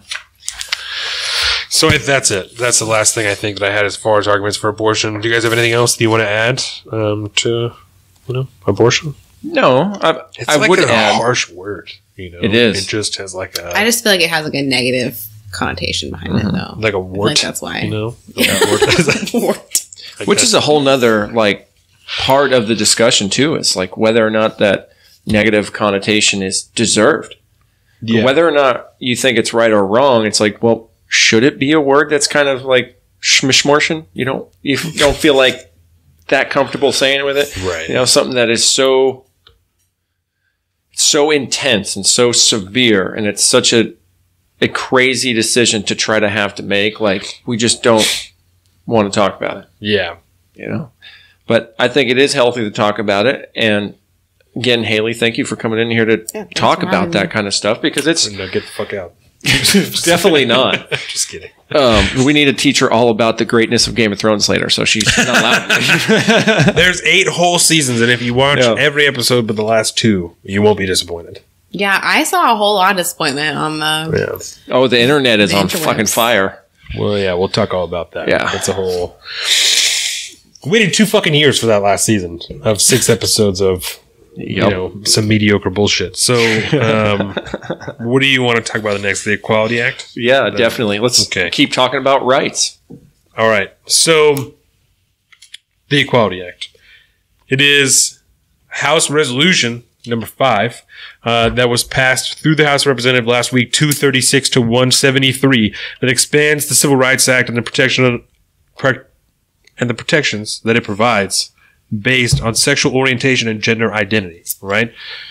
So that it goes as far as public and private sector and like healthcare, jobs, all the shit. Anything that black people can do now that white people can do as of like 1960 whatever. 1967. All the gays and trans get to do that too now. I don't mean to demean. That's just an easy way. The LGBTQ community also how now has access to all those rights, right? So it mentions specifically access to locker rooms and restrooms, among many other things, right? So the bill prohibits an individual from being denied access to a shared facility, including a restroom, a locker room, a dressing room, that is in accordance with the individual's gender identity. So that was a hotly contested topic, just especially in the last couple of years, from like youth that are in school, that are transitioning and want to use the locker room to which they are identifying, and there's all kinds of parents that are uncomfortable with it. There was a group of parents that like had private messages talking shit about him, which I think is really fucked up. It is and fucked all those up. people are horrible, nasty fucking people. So as to slander like a 15-year-old kid because Who's going through some shit because they don't agree with their personal fucking choices in life. Yeah. You're a grown ass person and you're going to talk shit about a 15-year-old anyway. Mm-hmm. So it's a hotly contested topic where some people are like, we need to be accepting and understanding of, well, no, not even that, because that's not mutually exclusive of each other, but that we need to let these kids who identify, access whatever bathrooms they want to use and whatever. And then there's other people who are like, that makes me intensely uncomfortable to think that there is somebody who may be trying to take advantage of, a loophole, quote unquote, of, whatever that's going on here. Because there is, I am sure, a minute percentage of the population that could try and may try and take advantage of something like this in a public restroom or something like that. But again, the same with the, third trimester abortions. I don't think that there's a healthy amount of people that are like, you know what I'm going to do now that I can? Tell everyone that I feel like I'm a lady so I can go and be in the woman's bathroom for just extended periods of time. I don't think, because if you're doing that, you're probably doing it now. Like, I don't think that's... But that's my thing. I don't think that this is going to stop you. In a bathroom, you're going to do that regardless of whatever. I don't think it's going to stop you because as America sits now, even before this, you could just sue the shit out of somebody if they're going to management and they're like, this guy's fucking being a creep, and the management does something. Like, listen here, I'm transsexual, and I'm taking you to the fucking court, bitch, and you'll close down that movie theater or wherever the fuck you're at, because for some reason I had a movie theater in my head when I'm thinking about all this. But I don't know. But so it's hotly contested. The whole thing. Oh, yeah. Right? So the Republicans. It affects so many industries, first of all. Because, I mean, to really, before we jump into it, just to understand the scope of what's going on here. Yes. And I don't remember if you might have just mentioned it. I'm sorry if I'm repeating this, but it's important enough that it bears repeating that this is an amendment to the existing Civil Rights Act. Yes. This is going into the Civil Rights Act. So something that was designed and implemented to implemented. That's a good word. Let's roll with that one. Into law so that you could not discriminate against, an inalienable quality such as race. Right. And this is that no black or brown people or anybody that isn't white cannot be discriminated when it comes to employment and, all the stuff. No segregation. Not legally. Yeah. And that's an amazing thing that happened. And I think we're trying to now take something that is more or less based off of objective reasoning and now implement things like sex, gender identity, sexual orientation, which can be highly subjective. Especially by some people's opinions that it is a choice, because regardless of how stupid you think they are, there's, again, a whole sector of the population that thinks that being gay, being transsexual, being transgender, being whatever is a choice that you're making for yourself, I certainly don't believe that a person who is gay makes that choice for themselves. That's who they are. And I don't have any idea what it's like to be born and feel like I am born in the wrong body, so I am not by any means anyone to say that I don't believe in that I don't support that I don't anything, right? That's I'm wholly in support of equal rights for people in the LGBT community, right? Yeah. That's what it is, the LGBTQ? Is there any more? That's kind of I think it's plus. There's a plus now? I think there's a plus. I'm not going to lie. It's when we were in school, back in our day, it was just the LGB community, right? It was just LGB. That was it. It was just lesbians, gays, and bis. That's all. And then they were like LGBTQ. You know what I'm saying? Questioning. Questioning? Is that what that is? Questioning or queer? Because I don't know. Queer. I don't know. I mean, what do you do when you make a query? You question something, right? I've heard either way that I've heard it's both queer and questioning. Yeah, either way. Plus is an all-encompassing extra for I don't get all it. Of the. I don't get the labeling, but we know who we're talking about here. Yeah. Yes. People that do not conform to either the standard cisgendered heteronormative life. That's in the intersectional speak. There you go. So that's not how I would put it, because I think that's too intricate for what I think could be more simply said as like what not only legally by the government standard, but scientific, like biological standards for. And standard is not so as to imply that anything outside of the standard is like you fucking freak, but standard in like a genuine literal term of like a standard that a vast majority of the population is either a man or a woman, and there is certainly a middle area, but the vast majority of the people on the planet fit into these two categories. That is what I mean by standard, not, what the fuck everybody else could try and twist it into. That's it. You know what I'm saying? And I think that's an easier way to explain. I think that's how most people feel about that, but it gets twisted into like, oh, well, what do you mean fucking... I don't need to meet anybody's standards. And like, well, it's not a standard that I hold of you. It's when you were born, you were allocated into a class of people for us to quantify people down to a fucking number, because that's what we do. You know what I'm saying? Because you have a serial number. It's your social security number, bitch. So, ooh, I don't like that, Donovan. Why would you plant that in my head? Well. So the Republicans citing concerns, right? The safety of women in intimate spaces, which is what we talked about, people going to bathrooms that don't actually identify that way. They're just trying to be fucking creepers, right? Conscious protection, which they were talking about doctors performing surgeries that they have moral objections to, which I don't particularly understand, because I feel like as a doctor, part of your gym is like if you're black and there's a dude who's part of the Aryan Nations, like you're still supposed to do that. So regardless of your moral objections, like if that's where you're at, then don't be a fucking doctor, right? Like isn't that kind of the jam? So or don't be a doctor that does that kind of procedure. Right, do something else. Don't be a plastic surgeon or whoever it is that these people are seeing. Or just be like, I don't do that. You know what I'm saying? Yeah. Or whatever. If you got a private practice, that shit, do whatever you need to do. You know what I'm saying? So, forcing schools to teach and affirm sex education that includes self-identified gender identity, which is something that I can understand because that is not a broadly accepted idea of how that's done. You know what I'm saying? Of how that's decided. But I also understand that that's like a growing movement, especially in the United States, of like all of the different pronouns that someone can use so as to classify their gender that are with all different variations of X's and Z's and E's and H's, however it's done.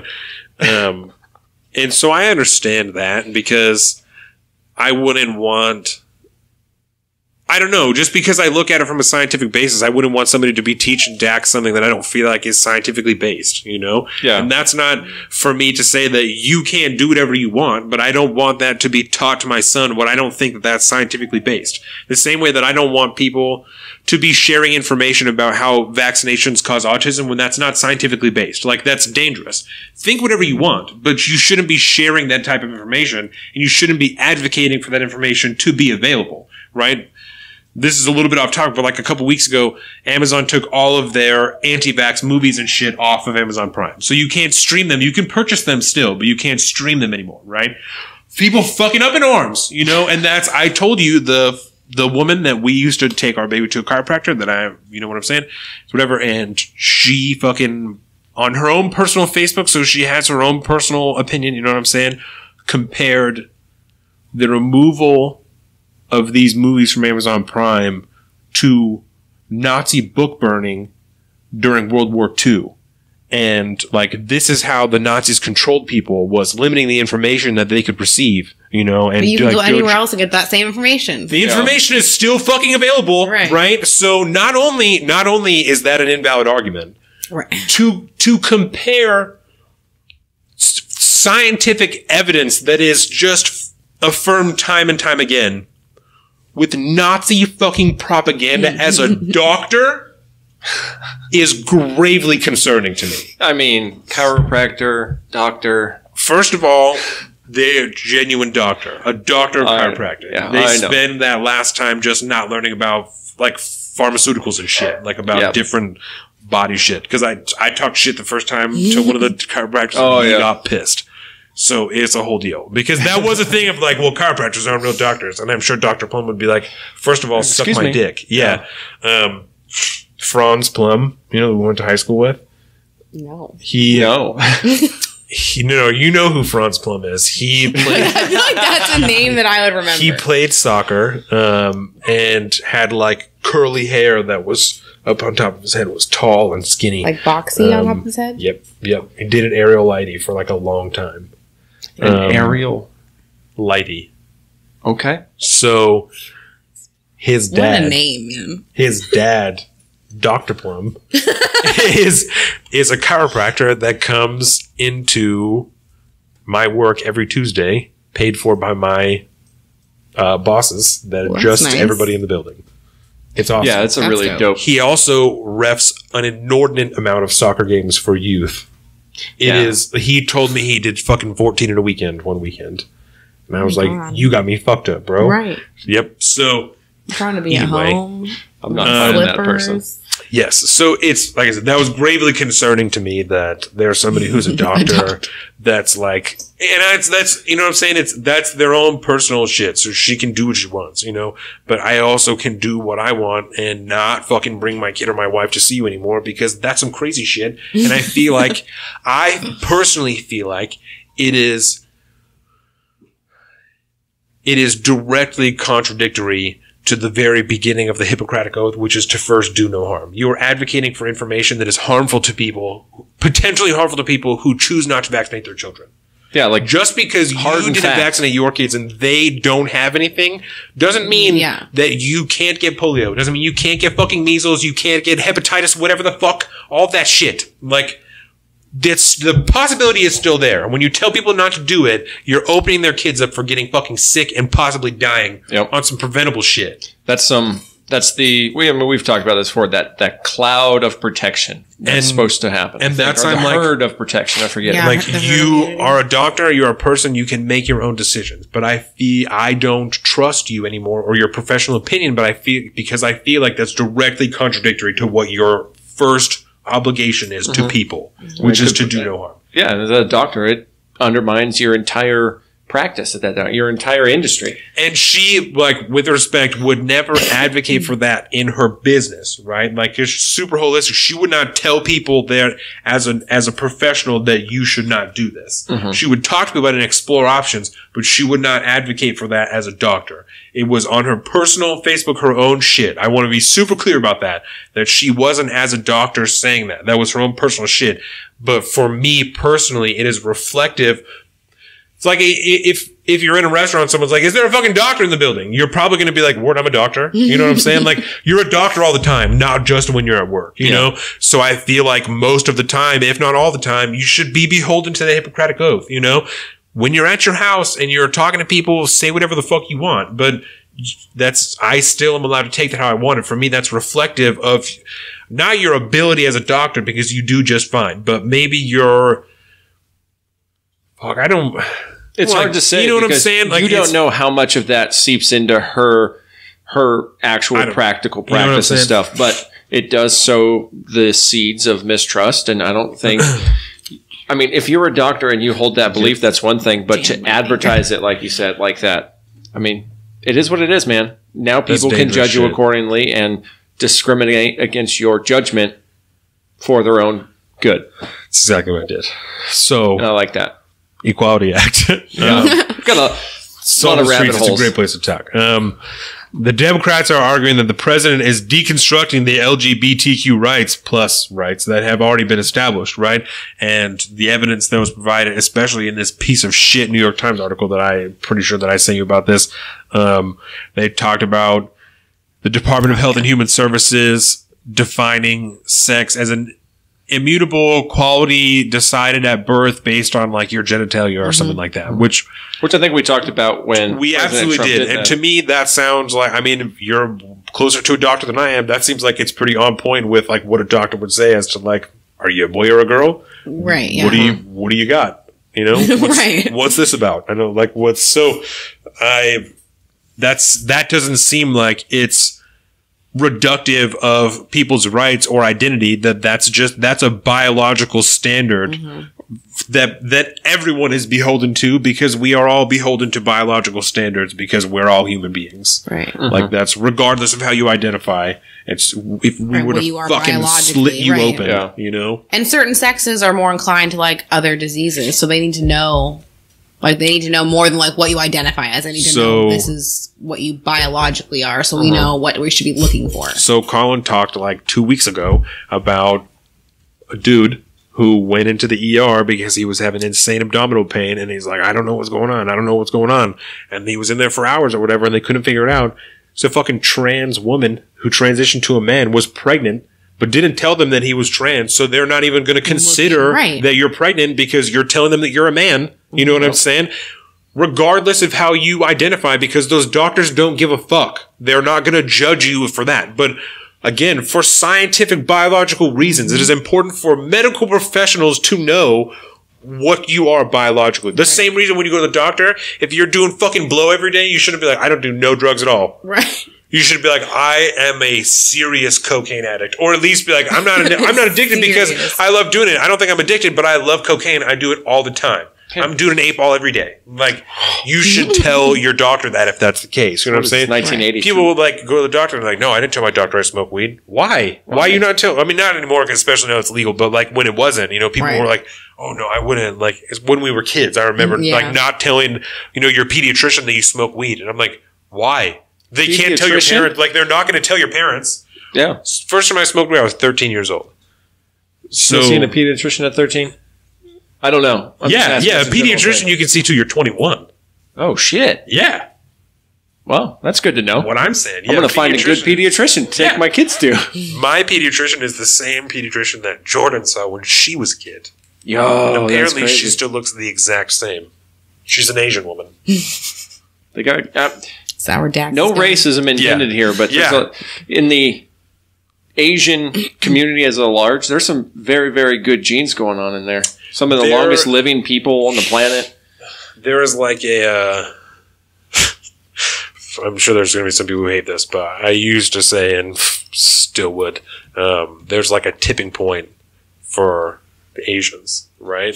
Asian Pacific Islanders, whatever, that like you look mad fucking young up until like one day you wake up and all that age has hit you. Like all that 60 years that you've just been holding off, that whole time you wake up and it's all there, you know? Because old Asian people look fucking old most of the time, you know? Like you're definitely old.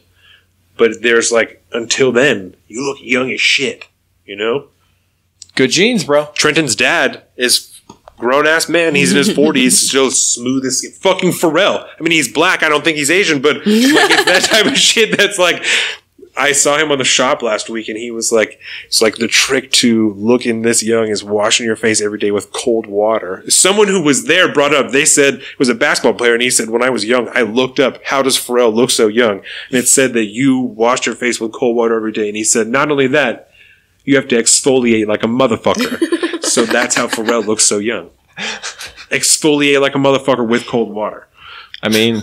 whatever works, man. So the other thing the Democrats are using is a Supreme Court case that was decided last year, Masterpiece Cake Shop versus whoever the fuck, right? I don't know whether or not you know about this. There was a baker in Colorado who refused to make the cake for the gay wedding. Right. So one thing that is increasingly underreported is that this gay couple traveled around Colorado finding bakers and picking them until they found one who said no. They visited several other bakeries. So just they can make a scene of it? Yeah. Yes. So they can make it a big deal.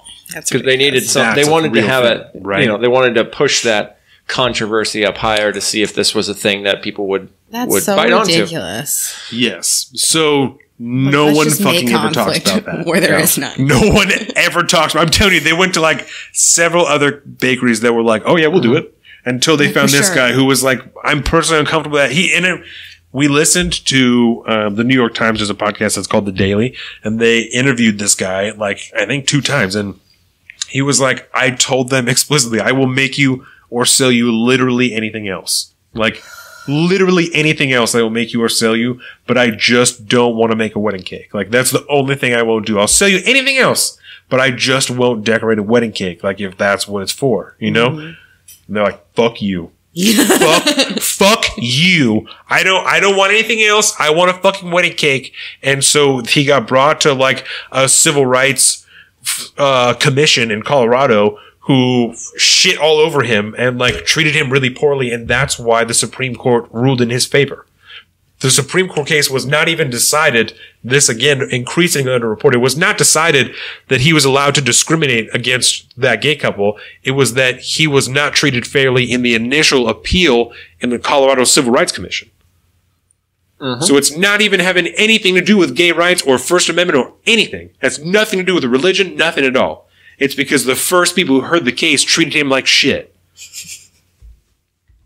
Which that's why speaks justice to our current justice system. But the first fucking 4 articles that I've looked up about that to try and refresh myself, civil rights or Supreme Court rules that it's okay to discriminate against gays.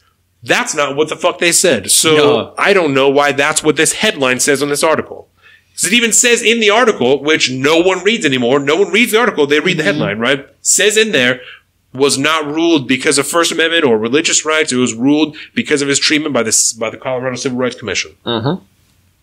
What the fuck? But somehow it's still being reported that way. You know, still, even here in this article. What brings people to look at it. But that's not even what it's about. It has nothing to do with those 2 being gay or even the fact that they found a dude who didn't want to do it, you know. It's because they found a group of people who treated him like shit because Colorado is pretty left-leaning. They also just fucking decriminalized mushrooms. So there's that. You can fucking There's trip on that. shrooms decriminalized for free. Not for free, but Not for free. you won't go to jail. That's right. That's pretty sweet. And then Jeff Sessions, who used to be the Attorney General, rolled back some protections that, like, I guess he just said that you have to use the bathroom that coincides with what your fucking birth certificate says, you know? People were like, well, fuck you, you know? So... I feel like people who are transgender have probably been using whatever bathroom they want for years before this was ever brought up to be an issue. Yeah, I think so. As long as they're not exposing themselves to other people, which you shouldn't do in any bathroom, regardless of stalls. I don't even like urinals that don't have a divider, you know? And part of it's because I'm like a shy peer, but I just feel like that's considerate. So as to have at least a little bit of, you know, your own shit. So yeah, I mean it's a bathroom, that's bro. just me. Ain't nobody want to know anything about what anyone else is doing in there. No, just you shouldn't. just go and take care of your business and get out, man. Yeah. But so I sent you that video from the Heritage Foundation last night, and this was something I do wanted to point out because much like the discussion, which isn't really so much a discussion as a shit throwing contest. Around the abortion issue, same kind of thing here, right? We have around this Equality Act, you have pretty extreme camps on both sides that are taking extreme stances here. And the Heritage Foundation is kind of my go-to place to find out what the more or less the more far-right kind of conservative thought pattern is. And I sent you this video. I'm good. And they have, I would play it, but it's so fucking long. Let's just say they have this fearmonger video about how the Equality Act is going to strip away your rights and it's un-American and all this garbage. And Jordan said the music sounded like it was going to be a Call of Duty video game. Yeah, really intense. It's like some fucking get you pumped up theme music in a war movie or something like that. Grab your guns because they're coming for them. Yeah. I almost expected, like, at the end of that video, like, a statement like that. You're just so amped up and ready to, like, all right, yeah, let's fucking throw down. But it's a good place to go to get kind of that far right side of their views, right? And they do have some legitimate grievances, especially when it comes to the Equality Act, right? Yes. Because we've already talked about some of the facilities and stuff that could be affected. There's the original kind of controversy back when Jeff Sessions was doing this thing was that bathroom ban talk, you know. But I mean, we're talking about the Civil Rights Act here, which goes a lot farther than just public facilities. This talks to employers cannot discriminate against somebody because they are of a different skin color, right? Schools. And so now you just add in that extra language to add in, or, you know, based off of your sex, your sexual identity, your gender identity, so on and so forth. Employment, housing, loan applications, education, public accommodations, and other areas. Mm-hmm. Mm-hmm. And you're talking the medical profession. Now, they point out that if some parents took their kid to a doctor and wanted to, you know, and they told the doctor, hey, our young kid is going through this transition and we want to be able to medically support them and get them rolling on this thing. Like, the doctor can't necessarily say no anymore because that would be discriminating service against somebody based off of their gender identity. And even if that's not medically the consensus of the medical community that that's a great idea. You know, yeah, because now it's illegal. It would bar you legally from discriminating. That would be a hate crime. And I feel like there's a lot of questions still about whether or not it's a good idea as to provide somebody who has not started puberty yet with ample amounts of opposite hormones so as to stop that from happening and change whatever is going to happen. You know, I don't know that they start hormones before puberty. From what I understand, they have like hormone blockers to prevent you going into like say a female going to a male, to prevent her from going through, or him from going through puberty as a female. And then once they come of age, they can then get hormones to start the transition over into a male. You know, and take it with a grain of salt, but they do lay out some numbers for whatever their radical protocol is that they call it. They may or may not be exactly correct. Yeah, but in their eyes, the way they're looking at it, the social transition as young as 4, so that's just dressing. The dressing and referring to them as a girl or a boy or whatever it is. And then puberty blocking drugs as young as 9, cross-sex hormones as young as 14, which would be after puberty has already started, and then surgery as young as 18 because that's when you're legally allowed to do that kind of thing. But again, even if this was passed into law, which right now we said only passed through the House. The House. So it still has to go through the Senate and then be signed by the president, who I feel very strongly would not sign this piece of legislation if it were to somehow make it through the Senate. Yeah, especially now that he popped his veto cherry. He's all about vetoing now. So it's just, I think one of the problems I have with this is there's obviously something going on. Something new is going on because we've never really faced this. We've never had to have this talk before, right? It's never been an issue until recently, anyways, at this level. But we don't really know what the fuck's really going on. We need to figure out what's going on before we try to pass some shit to, that in regards to this direct, gender identity issue. There's obviously something going on. We need to get to the bottom of it. Until we have some hard data to go off of, let's not make any rush, let's not rush into a decision here. I mean, this could severely impact a lot of people's lives. And, bad. Really, really bad. You can seriously fuck up somebody if... you hear about it all the time, that the suicide rate in the trans community is outrageously huge. Yeah. Why is that? Maybe we should look into that. Maybe we should start to look in and just get a better understanding of what's going on before we try to pass a bunch of fucking sweeping legislation, an amendment to the Civil Rights Act, which is one of the greatest pieces of legislation we've ever passed as a country. Let's just make sure we're good here before we go. Right. And I understand that the trans community particularly it's easy to make the claim that they're under attack right now. We had the trans ban in the military and stuff like that. Yep.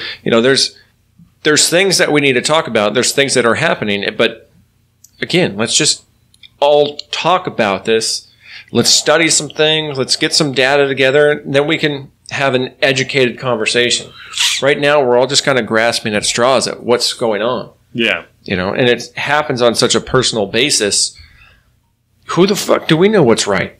Who knows? I have never gone through something like that. I've never known somebody that's gone through that. Who am I to judge? I don't know. There's no information out there. We went to school with a girl who's a boy now. A couple, actually. Oh, yeah? Mm-hmm. I went to school with someone who went on to do porn. I saw her at the grocery store the other day with her kid. Really? Yep. Have you ever seen a porno with her in it? Just because you've seen it doesn't mean you've used it. There's a total difference. I've seen and used. I went to school with a girl who also made a porno, and I know hella people who've seen it, because why would you not watch it? If it's the same. Zack and Miri Make a Porno is based on the idea that if you knew someone you went to high school with made a porno, you would watch it. Yes, you would. You know what I'm saying? So there's a difference between watching it and using it. So we'll say this, right? This is going to date me. And I know how you love to do that on the podcast. So this was back in the day before streaming services for adult content like that were a thing. Watch it on a DVD? DVDs. I got a phone call from an old buddy of mine from high school, one of my best friends who had joined the Navy. And he was, I don't know, maybe like an hour and a half, 2 hours away at this point. And just elated. And so we were just talking about it. And he was like, yo, you remember this chick? He's like, I want you to do something for me. I want you to Google this name and tell me what you see. And then, boom. And I was like, holy shit. And so there may be a couple DVDs thrown around somewhere in my DVD collection, hidden underneath like a copy of fucking Last Samurai or something. Just because you went to school with that girl? I had to find out. Yeah, that's really funny. It was a thing. The girl that we went to school with that did a porno lives back in town now, and works at a bar in Bremerton, and has had an absurd amount of plastic surgery. Doesn't even look like a person anymore. It's bad. Yeah, that's rough, man. So go ahead and bleep this one out for me. What? Yeah. She did a porno. I'll Instagram it for you because it's fucking bad. Doesn't even look like a person anymore. Yeah. All right, noted. You've all just heard a beep. There you go. We haven't done a bleep in a long time. No. This is going to be fun. I haven't bleeped in a long time. Thank you very much. I do have to fix it. Do you remember what she used to look like? Isn't that terrible? She was really cute before. Isn't it terrible? Yeah. Yep, it's really bad news. So why would you do that to your lips, though? What I'm saying. You got to do what you got to do to make it in whatever industry you're in, I guess. Bad. And no judgment either for people that do. That sucks. Really important. Bad she lip job. She used to actually be really cute. Yeah, that's rough. But I mean, she was really cute. Days are long gone now. It happens, man. It happens. People make choices. Yeah, that's what it is. I love this show. No judgment, man, but whatever. So there are a couple areas that that I have active concern in my mind. Not concern, but excuse me, consideration. Right? You see the slippery slope. So one of them was an article that I sent both you guys, right, about if it's a man who transitioned to a woman, say a trans woman, right? Yes. Okay, so I believe so. I could be wrong about that. So that's what we're rolling with because that's the understanding of this podcast, right? A trans woman who began to be a weightlifter, and Mary Gregory. Yes, who became a weightlifter and registered as a woman without identifying or telling anybody that she transitioned at some point, right? And subsequently fucking smacked all these other women that she was lifting against and like broke mad records and was like tweeting about it afterwards. It was like 9 for 9, fucking blasting out here, like just killing it.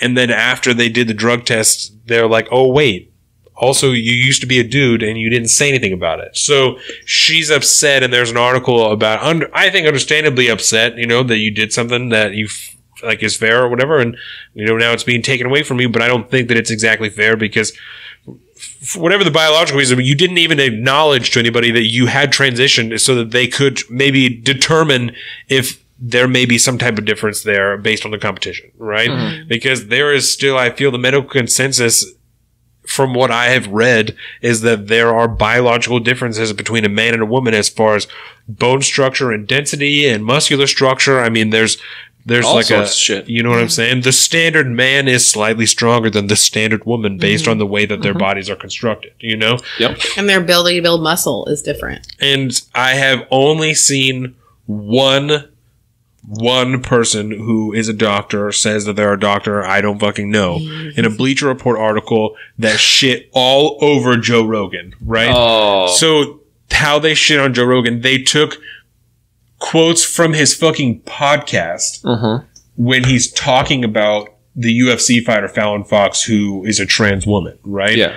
So Joe Rogan's podcast, where he's talking off the cuff and has probably smoked 2 fucking blunts to the dome and is drinking whiskey, that's not going to be a good time to get a good formal quote of the idea that he has in the situation when he's saying, she has a dick, she had a dick, like that, whatever, blah, blah, blah. Like, that's not, to use that as evidence that Joe Rogan is a slanderous piece of shit, I don't think is exactly fair. No, right? Because it's slightly disingenuous. If you were to catch him at the Comedy Cellar or whatever, or the Comedy Store, and say, hey, can I have a quote on how you feel about this situation? He probably wouldn't say, that's a chick with a dick, she shouldn't be fighting other girls. I think he would probably state it a little bit more eloquently than that, right? Slightly. So they had a doctor in this article who was stating that after enough hormones, it is enough to compensate for the physical differences that come, quote unquote, for whatever standard between a man and a woman. I have never heard that before. But hormones doesn't affect your body structure. No, that's not going to change your muscle density. That's not. Your muscles are still denser. They're still bigger and wider. Your hands are still the same width. You know what I'm saying? I don't understand how those claims could be made. But in this Bleacher Report article that says that Joe Rogan's a piece of shit, you know, there's a doctor who also is trans, which may or may not be important to note, but they're saying that, you know, but I've never heard that before. And I don't know how that could be the case. But I mean, newsflash, I'm not a genetic scientist. I'm not. But there is... Haley's a doctor. Haley is a doctor. But there's more than just the XYXX chromosome difference that that make up the difference between a man and a woman, a male and a female. Word. All your genetics are different. Word. Like your entire genome is different, and it's created off of the structure that you are a biological male or biological female. It happens, man. It's not just hormones. So right. Regardless of your hormone levels balance out and you're at this level, you didn't spend your whole life there. And your genes haven't changed as far as I know. We're not CRISPR'd up yet. No. You know, that might be something that's actually available in the future. Who knows? But not now. And it's just, this is an avenue, the professional athletics side of the kind of, you could tie it back to the Equality Act. Yeah. This is a branch of entertainment, of professionalism, something, whatever you want to call it, that is directly affected by this. Yeah. And I mean, if you're a women's rights activist, does this not get real gray and cloudy for you when all of a sudden your biological women have to now compete against what used to biological man, regardless of their makeup or their build or something, who knows? Or even how far they are in the transition process. I mean, even if, I don't know, maybe that's not exactly the correct way to say it, but I feel like even if you have fully transitioned, like your chromosomes have not changed. Like your genetics are still the same biologically at its core. You know what I'm saying? When you were born, you were still a man, even if you've transitioned completely to a woman, which is not to take away at all from all the work that you've done, all the everything, right? Like that's not to take away from that because you have transitioned, but you are a trans woman. Yeah. You know what I'm saying? Like at the core, And I mean, and there's, in the male community as a whole, there are alpha males, there's beta males, there's little scrawny little dudes, and there's tall, big ass motherfuckers, there's big bowling ball people like Joe Rogan who are just nothing but fucking muscle, and they're short and stocky, and they fuck people up. They're just a brick shithouse. But so you could be a trans woman, but you could have been a short, small, meek little man. And, you might be able to, your competitive level could be, I mean, I'm sure is equal to a certain weight class or something somewhere. So it may not be as extreme as, trans people cannot compete in their typical gender or something. We just might have to change up the metrics of where you belong, maybe. Or who knows? But it's to have that conversation now, again, to assume that you just want to ban trans people from like professional athletics, that's disingenuous. We just got to figure out what's going on here, Yeah. And so when Jordan and I were talking about this, I talked about a video that I had watched of a high school girl who was interviewed, right? And she was running track. And so you'll take this really personally because I know you run track. She was running track and she was like in the top 6 or whatever in her district or the county or whatever the fuck. And then one year there was a boy who was transitioning to be a girl, right? And she came over into girls track and was smacking everybody.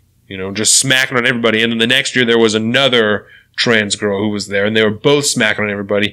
So this girl is saying that they both ran male track, like men's track before and were like, okay, and now they're running female track and they're smacking, She's like, and I was in the top 6 and when these two got in there, I got kicked out of the top 6, lost opportunities for scholarships, for all kinds of stuff because I'm not top 6 anymore because there's 2 trans women, 2 trans girls that are now running in women's track that are fucking smacking these other girls.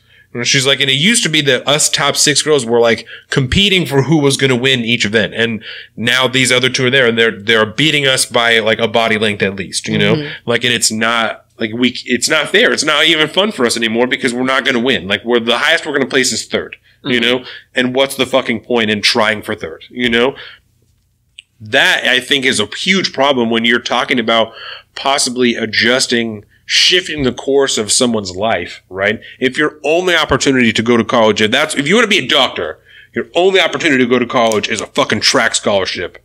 And now you can't get a track scholarship because 2 people may or may not be running in the correct classification for track. You know what I'm saying? That you would have been afforded before and now they may be afforded those scholarships. You know what I'm saying? that you may or may not. That's what the fuck.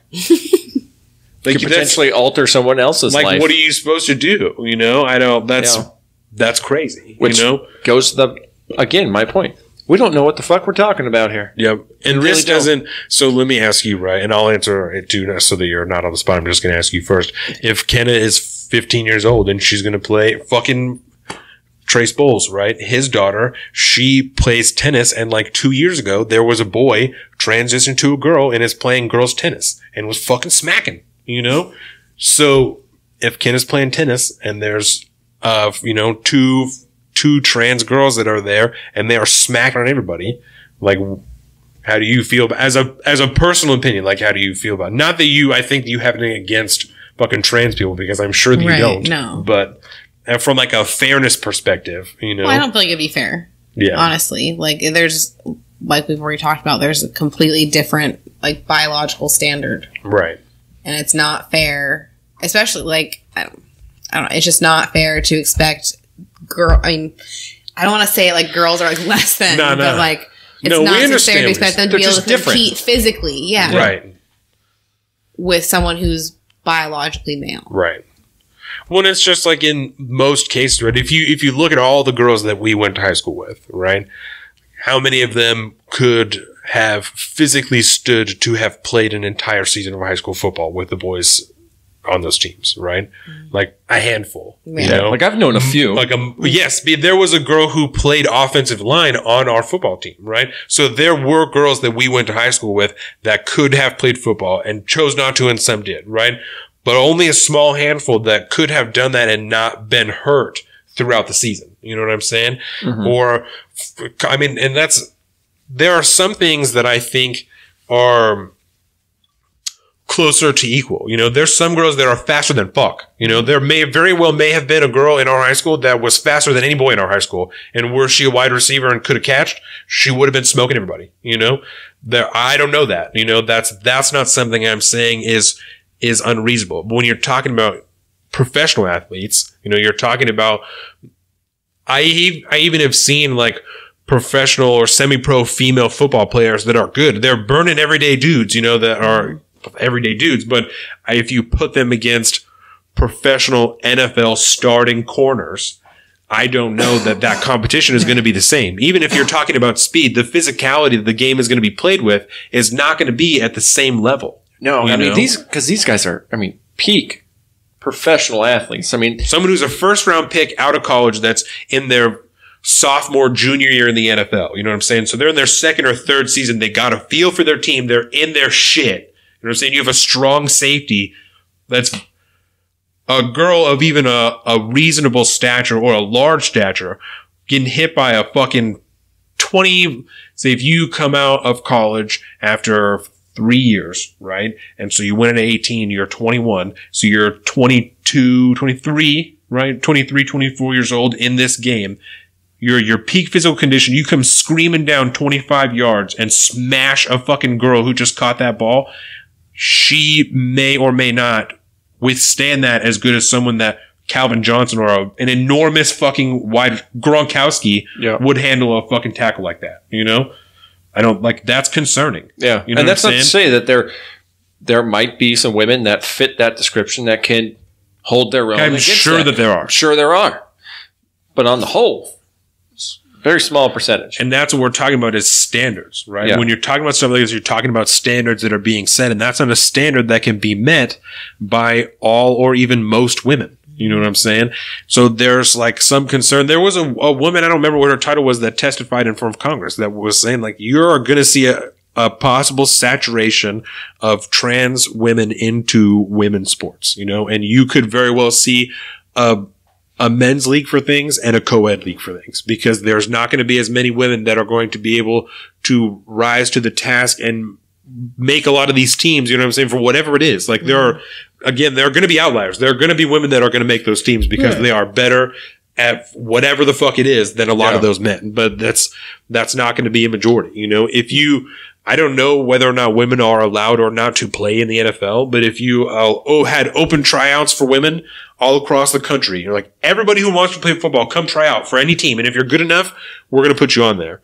I still feel like it's going to be a majority men in the NFL. Even if you rule out interest or anything, if you make every woman try out for the NFL, I still feel like it will be a majority men in the NFL. You know, and there will be women in that league because there's going to be some big bitches playing offensive line, playing fucking D line, some fast girls playing all kinds of shit. You know, but I still feel like it will be a majority men. Yeah, you know? I think so. Just numbers wise. And even if you're talking about something like soccer, right? Like the women's U.S. soccer team is astronomical. They're fantastic, right? Oh, yeah. So even if you took them and you put them and combine them with the men's soccer team, they may be faster and better, but there's going to be times if you go up for a header, the man's going to be able to have 3 inches on you just because he's taller, you know, and the verts just might not match. Like there are certain things that just won't match up the same. And I feel like that makes it unfair, you know? Yeah. But there are, like, I remember that Trace Bowles' daughter wasn't opposed to it. You know, she's like, I don't mind. Like, if that's what's going on, that's what's going on, you know? And if you're a female tennis player, a female boxer, a female what the fuck ever, you know, and you're cool with fighting somebody who's trans, then that's, like, fine. But I know especially in the UFC, there's a lot of women who don't want to fight Fallon Fox because they don't think that's fair. You know, they're like, that she was a man at one point and now she's a woman, but her body is different. That's not fair. That's not safe for me to fight her. You know, I think that that's a reasonable concern, and that doesn't make you anti-trans or a fucking piece of shit or a bigot because you have safety concerns for the biological differences between men and women. You know, like you said, there's not been anywhere near enough research, actual social or biological research, anything to go on other than just like philosophical postmodern ideals that's like, well, it's all hierarchical and, you know, it's all set up this way anyway against you. And that's not evidence that this is how this should be going. You know, those are theories. Those are philosophical theories that are being taught in school for people to consider. Oh, yeah. Not for us to build societies around. And it's massive in Canada right now. Word. We've talked about that a lot. I've heard, I want to say I've heard Joe Rogan talk about this on some of his MMA shows, but I think it's going to be one of those things where, like, some people are afraid that no action will really be taken in drawing the line publicly, very extremely, between, you know, trans women in MMA fighting other biological women and stuff, until a trans woman comes in there and fucking literally kills someone else, you know, a biological woman. And then, because that shit happens. You know it does. I mean, it's fucking real, man. Yep. And that's, again, there's no narrative to this other than the fact that males and females are different in a lot of ways.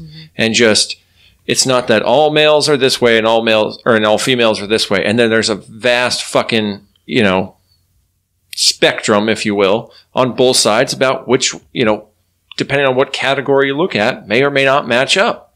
It's just, people are different, man. And biological male and biological females are different. Period. Full stop. Do you know, man, this just fucking shocked me. The last person to die because of a boxing injury was in November of 2018. It does not surprise me. Like, that shit still happens. So it's not even like that's an unreasonable concern. Like, that shit still happens. Even professional boxers. This guy was knocked to the canvas twice in the final round of his WBC, the World Boxing Championship, Asia title fight against Don Perwang. That's probably not it. On October 26th, after his second knockdown, Daja was immediately treated by medical staff inside the ring. He was subsequently taken to the hospital in Bangkok, where he spent 2 days in a coma before passing away. Jeez. Just got knocked to shit and fucking died. Like, just got his ass beat so bad he died. What the fuck? Like, it sucks so bad. So 2 grown men are literally capable of killing each other with their hands in a sanctioned World Boxing Championship title fight. And we are talking about a world where we want to put a woman up against something like this. That doesn't sound fucking safe to me. No. I know. And I'm not saying that you shouldn't be able to do what you want to do. Washington is a fucking mutual combat state. I don't think I could beat your ass if you and I wanted to fight. I think I would still go to jail. But, like, I don't know. If you have enough people that were around to be like, no, they all shook hands and, like, this dude and this girl, they decided they were going to fight. Then I guess do you, you know, like, I'm not here to say that you can't do what you want, but that sounds fucking dangerous. It sounds, Sounds pretty dumb to me. Why would somebody want to put themselves in that situation? It just sounds dangerous. So I think, do we want to move on to Trump talk?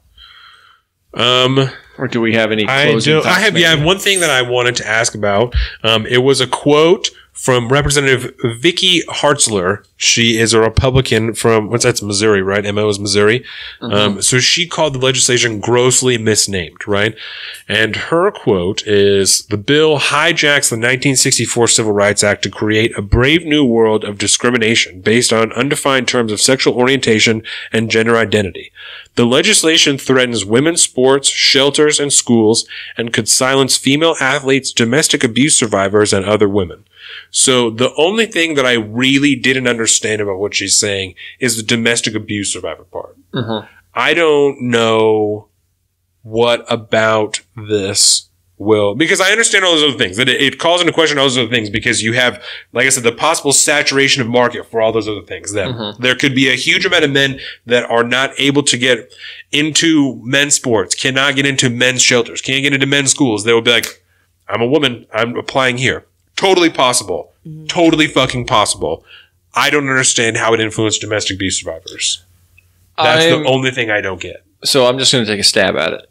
And I don't expect you to have an answer. I'm just posing because I don't understand. And I can't ask fucking Vicky Hartzler. And I mean, I could see some kind of understanding in that, because I would love to pull the numbers, but I have a feeling that the vast majority of domestic abuse survivors are women. Yeah. You know, I know from personal experience, I have a member of my family who was a victim of domestic abuse. Yeah. You know, and he is a man.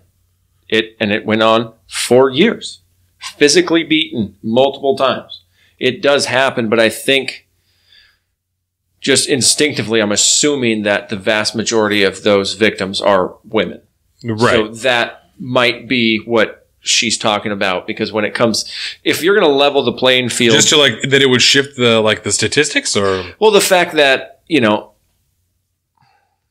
and see again, this is probably calls into question the legal aspect of this, but if a man beats up a woman, for the most part, he's probably going to get a much more severe punishment than if a woman beat up the man. Oh, but if he subsequently identifies as a woman, it might it might remove essentially the extra layer of protection or something like that. Makes it a less severe crime for a biological man. Then it could just be an assault as opposed to a domestic violence. Maybe. I don't know. And it might be that's where my mind goes. No, and I don't know for sure either. And I'm not saying that you do, but that makes sense. I can see how that can, even if she doesn't fucking know, I can see how she's like, well, you know, based off of this legal argument that I don't fucking know about. Yeah. She's a politician. This is what I think. Yeah. No, I could, if I was a politician, I could spin that. So I could spin that. Dude, I could make hay all fucking day. I mean, you are the unofficial mayor of Keyport, right? Have you ever seen the movie Thank You for Smoking?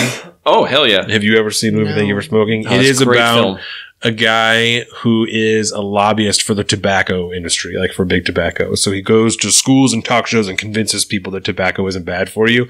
And he meets with like a group of people like every week or whatever. And one woman is from like alcohol and the other guy is from like firearms and stuff. And so they're all just lobbyists. And so Jordan and I watched it. And when we were done, I like that movie a lot, and that's why we watched it. Movie. And I said to her, sometimes after I've watched this movie, like since I watched it the first time, I now think sometimes like what events happened in my life that if they were different, I would have become a lobbyist. I said, because I mean, if that job isn't right up my alley, then I don't know what the fuck is. I said, so like what would have to be different for that to be what I was doing, you know, instead of cutting neoprene in a factory somewhere. Like, what else would be different for me to be like, I want to be a lobbyist, and I'm like on the road there, you know? Well, you know, if you get your name out there, you might have that opportunity. In that the probably shouldn't be a career anymore for anybody to be able to be a lobbyist. I don't want to start now. Oh, that's funny. Yeah. So I think that's all I have as far as the Equality Act. That was the last thing that I was reading last night, and I just didn't understand what the fuck she was talking about. But that makes sense. Okay. I did want to do a quick little side plug. What the fuck do you want? Yes. We mentioned it during the pre-show. We have, because we said we'd follow it. We talked briefly. Yeah, no, I want to know about the robbery of the gun store in Gorst area. Did you hear about that? No. The gun store in Gorst. That's like if you're going towards Belfair, it's right off to the right. Yeah, I always said that's where I would go during a zombie apocalypse. So that store, someone stole 99 guns from that store. Yep. Yeah. 3 people. They have on video. I watched the video finally. And it's 99, right? That's the amount. It was 90. That's a lot of guns. How long were they in there for? 98 guns. 98. So they tore the gate off of the front of the door, broke it with a barrel, took the barrel inside, filled it with guns, and then left with the barrel. Yep. Well, we have an update on that situation. Because we didn't know who did it. Yeah. Detectives are now searching for a teenager from Burien accused of leading the burglary last month at the gun shops where over almost 100 firearms were stolen. What are you doing over here? So... Well, what do you think? He's coming up to a place that's not his backyard. You don't shit in your own backyard. And then you go back and sell them in Burien? Exactly. And then you go back and sell them. And they have recovered, I think, a total of 12 of the guns right now. So most of them are still out on the street. Oh, no. But oh, my God. Got rid of them so quick. Probably already had a buyer. If you're stealing 98 guns, you got to already have someone who's going to... Yeah, you got to have some plan with that. But 70 of them still remain on the streets. So that's a lot of guns. But most of the guns that were recovered were involved in shootings. Oh my God. And so this is what essentially looks like street violence and gang violence and stuff. And this is what's going on here. They still looking for the guy, Christian J. Lewis Borwick. But that's the guy who they think is because this motherfucker, I think we even talked about this, but it was how much time after the break-in. I want to say it was like within hours of the break-in or whatever. He was offering up on Snapchat to sell Grizzies, which apparently is code for I think Glocks.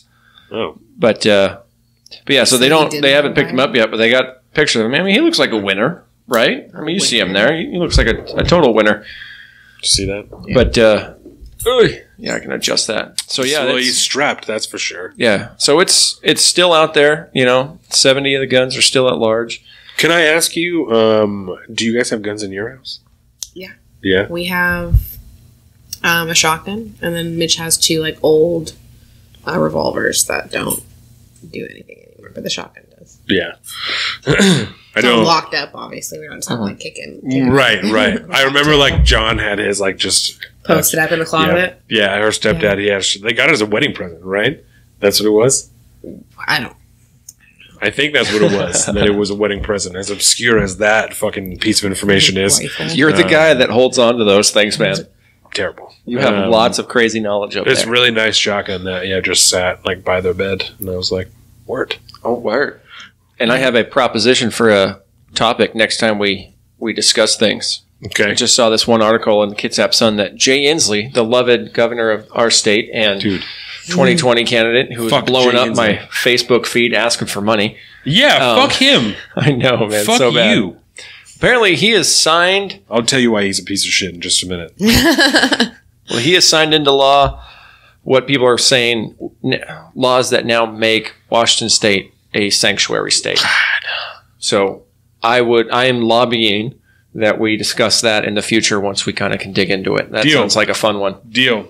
So Jay Inslee is running on a platform of carbon neutrality and climate change. That's his big thing. It's like the Green New Deal light. So he's the governor of Washington State, right? Mm-hmm. So per Jay Inslee, hydropower is not considered a green energy.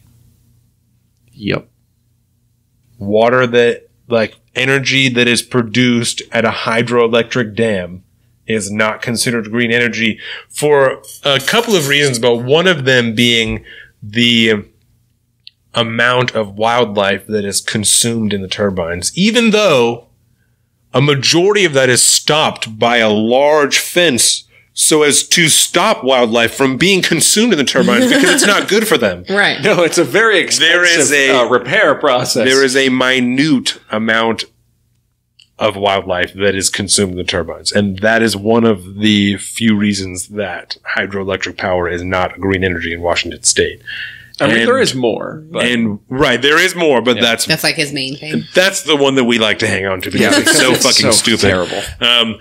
And were it not for this ruling of hydropower not being green energy, we would be, as a state, almost 100% green energy. But we can't do that because there's nothing to fight for. Tax money. Huge a reason that, and now he's like, fuck, John was just telling me about it. We got to have this guy, John, on the podcast. The guy whose house we got married at. He's like, he works for Puget Sound Energy. Oh. And he's like he's a motherfucker up there. Like like a regional. That'd be a good contact for me because worked.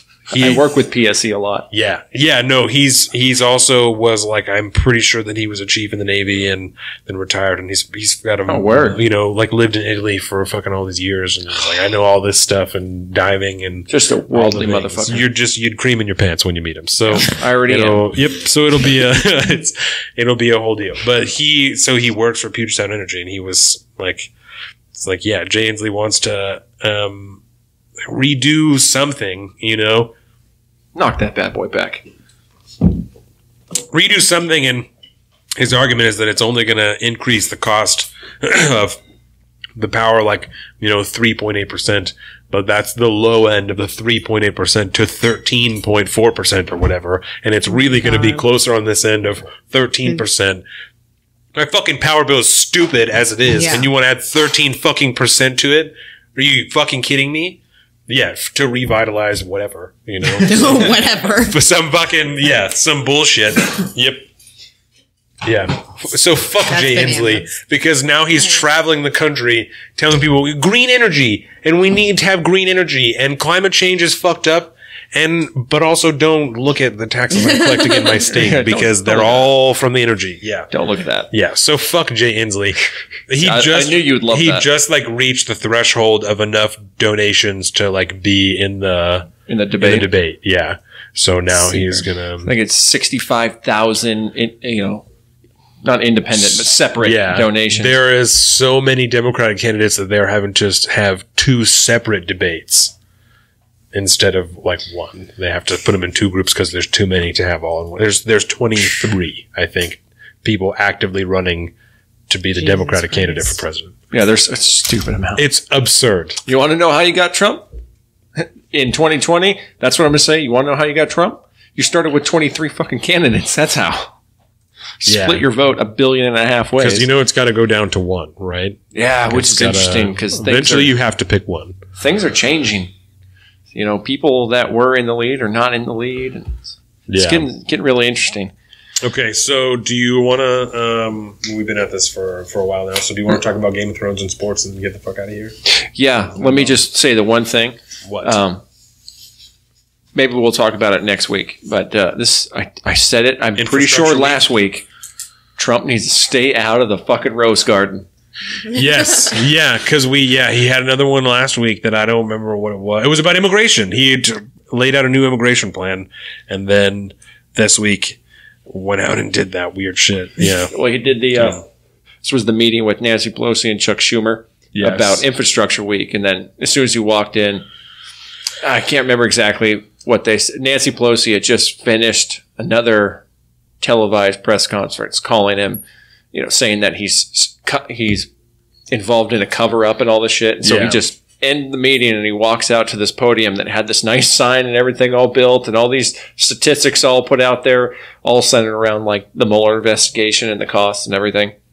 And 2 or 3 of them weren't correct statistics. Oh, of course not. But it's an interesting little conversation. It said that it cost $35 million, but it really only cost $25 million. Yeah. It was a whole deal. Yeah. But that's why he should stay out of the fucking Rose Garden. Nothing good comes between Trump and that Rose Garden. No. So Game of Thrones. Sorry I made you read articles for nothing. But No, it's not nothing. She's now. I couldn't decide whether or not I actually wanted to apologize because I was like, but it's not a bad thing that she read these articles because she gained knowledge from it. So, absolutely. So I'm only half sorry. Sorry, not sorry. Is that one of those? So Game of Thrones, the dragon show that everyone's upset about, right? So highly upset. Okay, so give me your off the bat. How did you feel about the last episode of Game of Thrones? Because the one before was crazy. Bitch rode a dragon, murdered of like a fucking entire city of people. It was crazy. No one expected that to happen. Nope, she's just burning everyone down, and so we're all like, "Oh, this is gonna be fucking crazy." However, I do want to fucking toot my own horn just for a second because before we left last week, I said, "Colin, are you at all concerned that the ending of this show is going to be disappointing like The Sopranos?" And you said, "Not in the slightest." Not in the slightest. And I said, I'm gravely concerned. And it was shit. I think there's a lot of uproar about it. Yeah, there's the fucking internet has been imploding since then, and everybody's just like, "Oh my god!"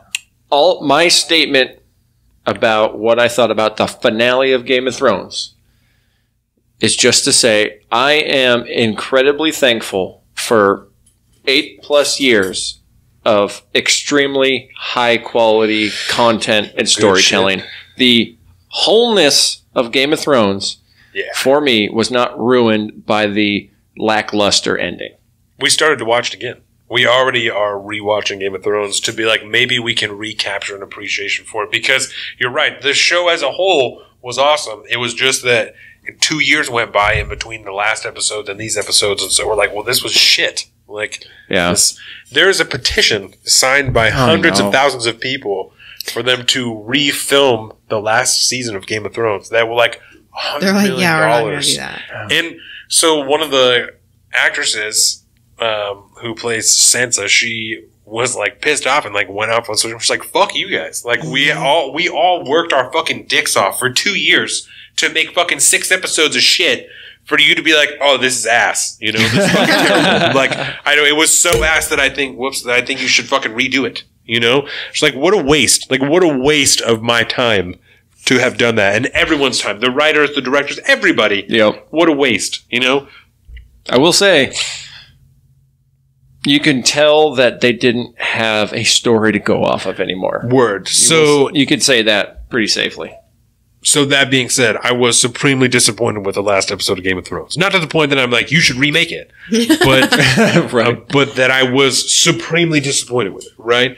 And for numerous reasons. One, because so let me say this: I can understand that it was the logical ending for the show, right? If it's got to end somewhere, and you know that's one place you could, right? It's a logical ending for the show. However, this show has followed no pattern of logic throughout the entire thing. They're like, "Oh, these are all your favorite characters? We're going to murder them all before the season is over."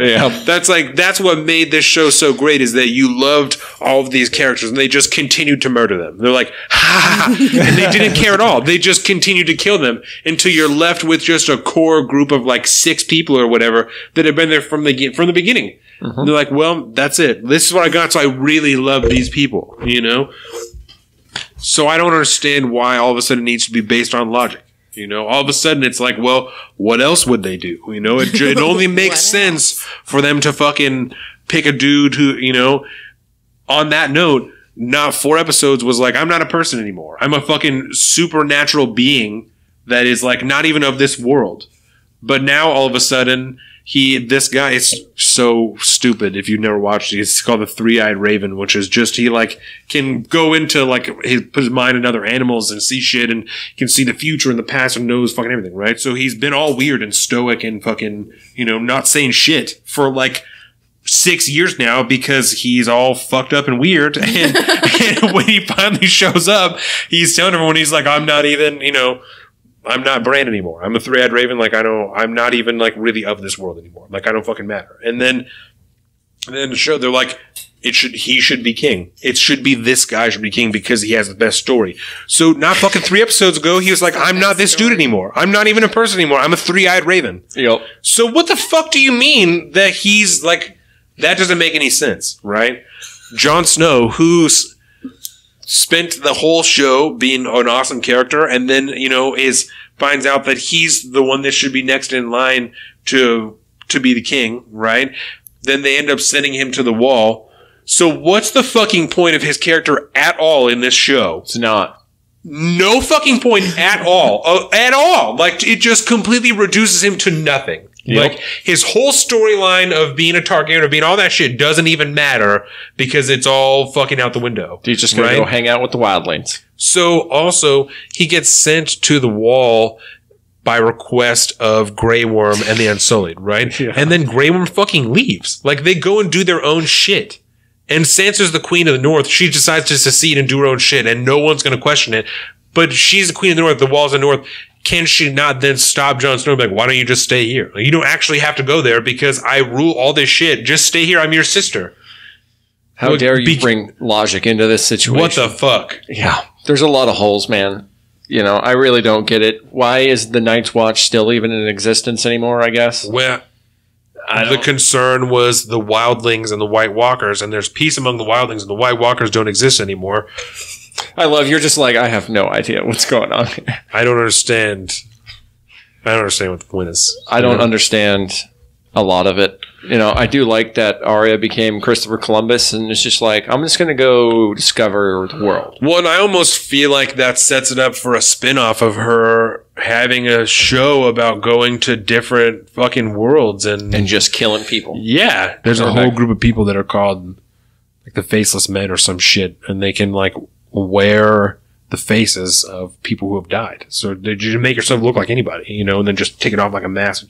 Yeah. Like it's, you know, it's pretty crazy. How does that go again? I don't even know if I can recreate that noise, but, yeah. And so, I mean, I don't know. Like, because I guess the whole argument for this guy who's not a guy anymore to be the king was that they're like, it should be who has the most interesting story. That's who the king should be, right? And I don't know why it's that dude, especially when you have a fucking girl who can literally take her face off and be another person. I don't know how that's not the most interesting thing that happened in the whole show, is that she can take her fucking face off. Yep. No. There's a whole movie called Face Off about changing faces.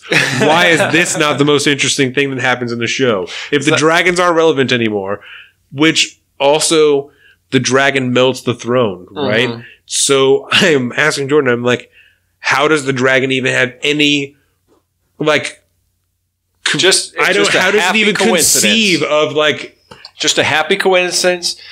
Dragon is super sad because his mommy's dead. So I'm just going to burn He doesn't want to kill Jon because he's a Targaryen, apparently, and so there's some kind of blood thing there, so he's not going to burn him. And so he just gets all he gets all loud and then just breathes fire right next to him, and then it just so happens to be melting the fucking throne. Which just so happens to be the one thing that everyone is coveting in this entire fucking show, called Game of Thrones. Yes. And the throne is destroyed by a dragon who doesn't actually have any, like, you know, doesn't actually conceive of what this thing is or what it means to anybody. It just so happens to melt the one thing right there. Just a metaphor, bro. Just a metaphor. It's a forced metaphor. So fucking stupid. And the people who didn't... It's very tropey. Who didn't... because I understood the symbolism is it, but I just thought it was fucking dumb because there hasn't been symbolism in anything except the last, like, 3 or 4 episodes of the show. And all of a sudden they're like, we're just going to write in every single, you know... You got to be deep to really get these last. So anybody who, like, enjoyed the show on a superficial basis before is going to hate those last 4 episodes because they're not going to see any type of anything in those. You know? Oh yeah, I mean, Game of Thrones as a whole was like because since you don't know anything about it, right? It's so all stupid. Based in, like, you know, sword magic type fantasy, right? And to make people hate it. In fantasy and in, like, sci-fi and shit like that, there's these things we call tropes, right? And it's just, they're like call-outs and themes that are just very, very prevalent. And, you know, it's, you know, you can have them in every genre, drama, romance, everything. But this show, on the whole, has been kind of an anti-trope-ish show. And then to just throw all the cheap-ass tropes in the last few episodes was really... lazy to me. And what do they call that? Like an ex machina or something like that, where the plot just solves itself. Like it just remedies itself, you know? And it's like that. you had a character who narrated what the story should be for the last half of the episode. Like, this is what should happen. Not to mention he's a fucking prisoner. Like, he's tied up and he just dictates to everybody how they should rule this kingdom, you know? What? Yeah, a lot of things don't make sense. I don't understand why Grey Worm has any power to hold Jon and Tyrion. I don't get why they're not criminals because they've taken control of a city that they're not relinquishing anybody to. Yeah. No, yeah. None of it really makes sense. I will say the one part about, I was teetering at the point of I almost lost it. We'll just say that. When fucking Sam got up and started making the pitch for fucking democracy. Yeah. I was going to be like, you fucking social justice warrior, virtue signaling motherfuckers better not write this in. I'm happy. And then they laughed at him. And I was like, oh, thank God. I'm happy that there wasn't have you seen Avengers Endgame? No. Fuck, bitch, dude. Who are you? Why, what are you doing here?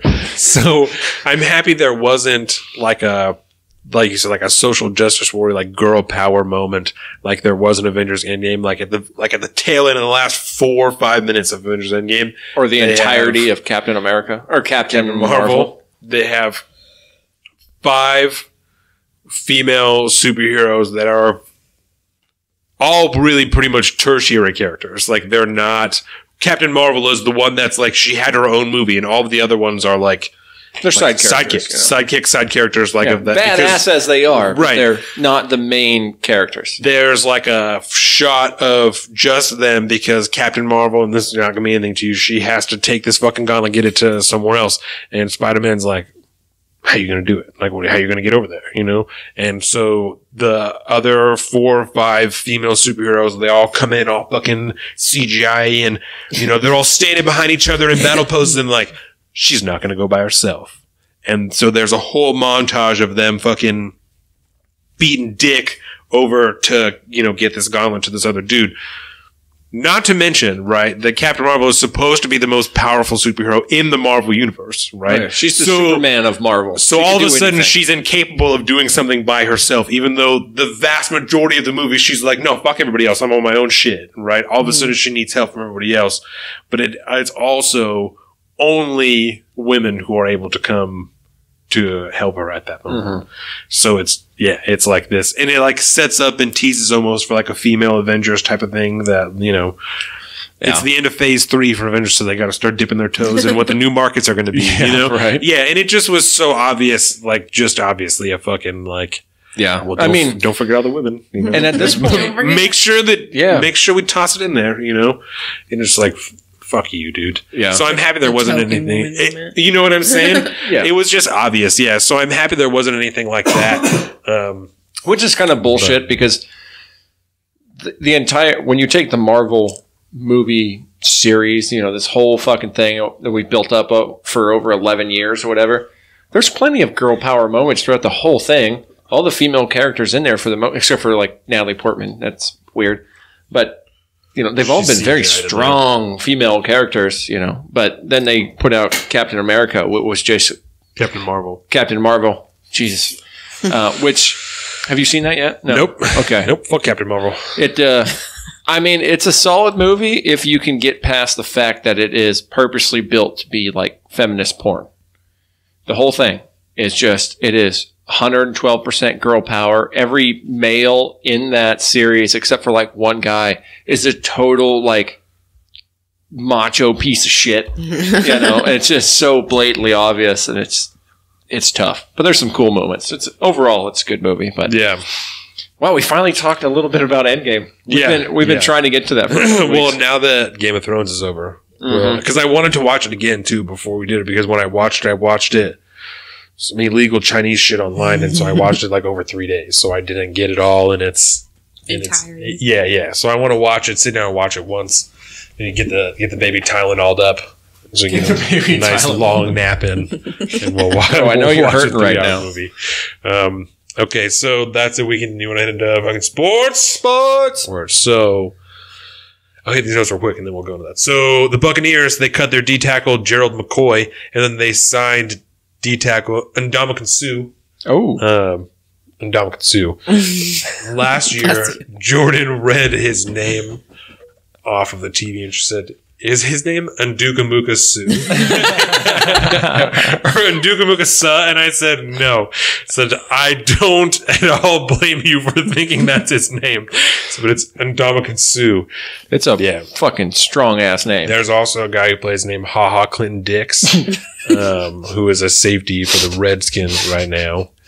And the Hawks have a linebacker named Barkevius Mingo. That's badass. Barkevius Mingo. Yeah, I feel like he should be Spanish. You give me, so I'll think of some more because there's some shit. There is so many. It's a very diverse field of people. Used to be a guy named DeBrickashaw. It's bad. So the Redskins linebacker Reuben Foster, who used to be a Duck, I think is important to know, is believed to have torn his ACL. Not important at all to know that. Tore his ACL in OTAs, in organized team activities, which is like a voluntary practice. That's like pre-practice, right? Yeah.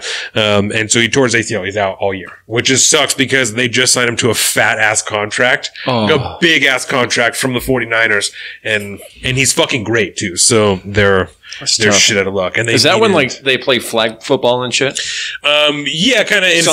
There's like a lot of media there. You know, it's just to kind of show people that you're still in shape, like you're still there. And if you haven't been, it's to get you back running and like do some shit. I'm sure. I mean, you could run plays and shit like that. I'm sure. Right? No, you absolutely do. It's just non-contact. You're only wearing helmets. There's no pads, so it's just a non-contact practice. The Patriots wide receiver Julian Edelman, he signed a 2-year, $18 million extension in New England, so he's going to finish his career in New England. Just a couple dollars. I know it, right? So there's some people who think that that's lining up with Tom Brady's expected timeline for retirement because they've played together for so fucking long. Yeah. So the thing is that maybe in that 2 years, Tom Brady will also retire. Hopefully. God, I want him to go away. I want him to be done now. Jeez. Go away, dude. Let's see here. We signed our first round pick, LJ Collier, to a 4-year, $10.836 million contract with a 5th-year option. So I like that shit. And the 49ers, Jimmy Ward, he's a safety, broke his collarbone diving for a ball in OTAs. So he's out for a couple weeks too. So Gerald McCoy, he didn't have pads on. Gerald McCoy, the D tackle that the Bucks cut. I want him fucking bad. Like bad. And if we can get him for less than $10 million, that's fucking totally worth it. He had like he said, at least 6 sacks over the last like 4 or 5 years. As a D tackle, that's great. As a D tackle in the middle, that's fucking great. He's awesome. We need a good D tackle. We get him for $10 million 1 year. That's a fucking defense, bro. That's a team. That's like a Super Bowl run team. We need that. I'm telling you. We get it for $10 million. That's a totally legit price. We have $30 million in cap space right now because of all the fucking shifting and trading and whatnot that we did. We get it for 10. Dude. Ezekiel Ansah. Ziggy Ansah. That's a D end for us. What else we got here? Some shit. Mike Upati. So is it going to be a good season? I think so. I think that we're looking pretty Amara Darboh. You know what I'm saying? Amara Darboh. Yep, he's a wide receiver. Nazir Jones. That's our other D tackle. I'd like to get him the fuck out of here. It's terrible.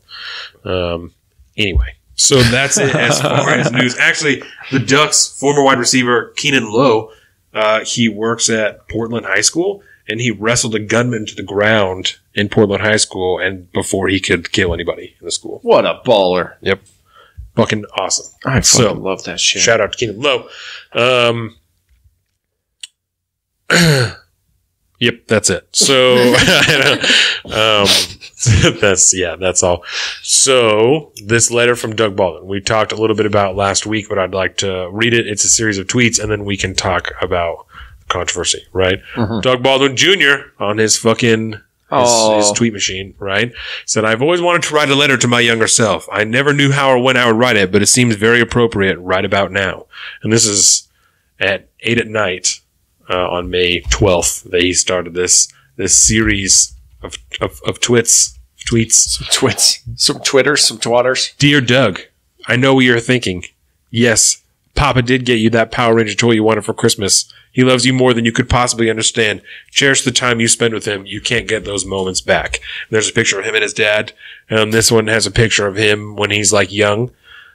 playing football. I wanted to write you this letter and tell you that you're about to endure one hell of a journey. You will feel emotional and physical pain you never knew existed. You will fail over and over again, but don't worry. All of it will be the reason why you succeed. Now there's a picture of him at Stanford playing football.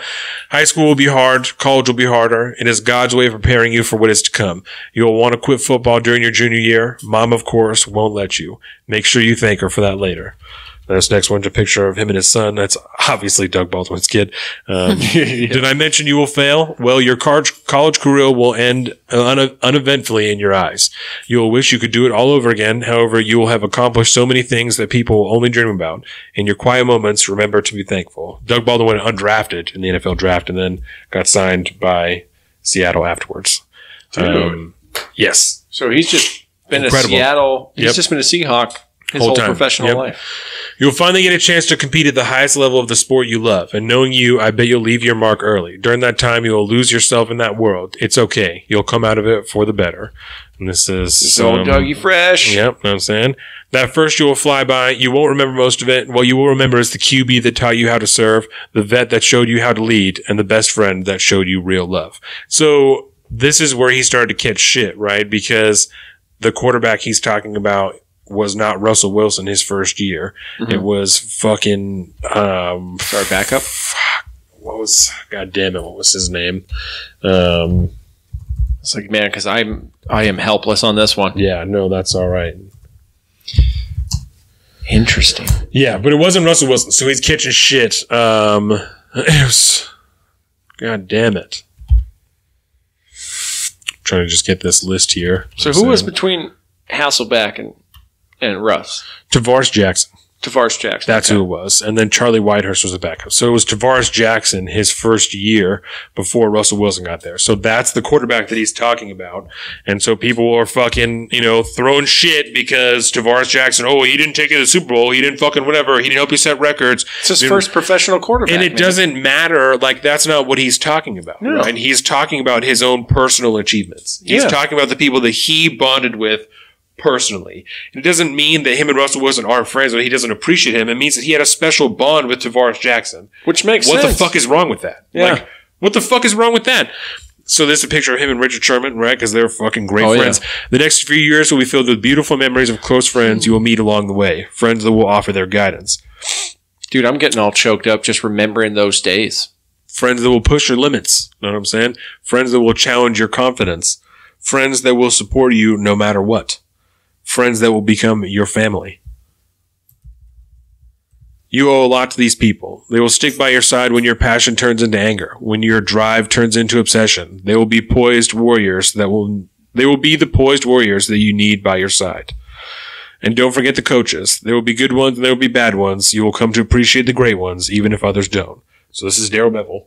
This is not Pete Carroll. And so people are like, fucking Pete Carroll's the head coach, fucking whatever. Again, the same idea. Just because you love Pete Carroll doesn't mean you didn't have a special bond with a particular coach that you had at one time or another. Yeah. Like, that doesn't take away from your relationship with Pete Carroll. Just because I fucked somebody once, that doesn't take away from me having sex with my wife now. You fuck one sheep, Don. That doesn't, it's all different after that. But I mean, you think about it logically. That's his first year. These are his first coach, his first quarterback. These are the people that he's first experiencing his life in professional football with. Yeah. But when the journey finally comes to an end, you will reflect on what that little boy caught between Gulf Breeze and Pensacola really wanted, to be seen and to be loved.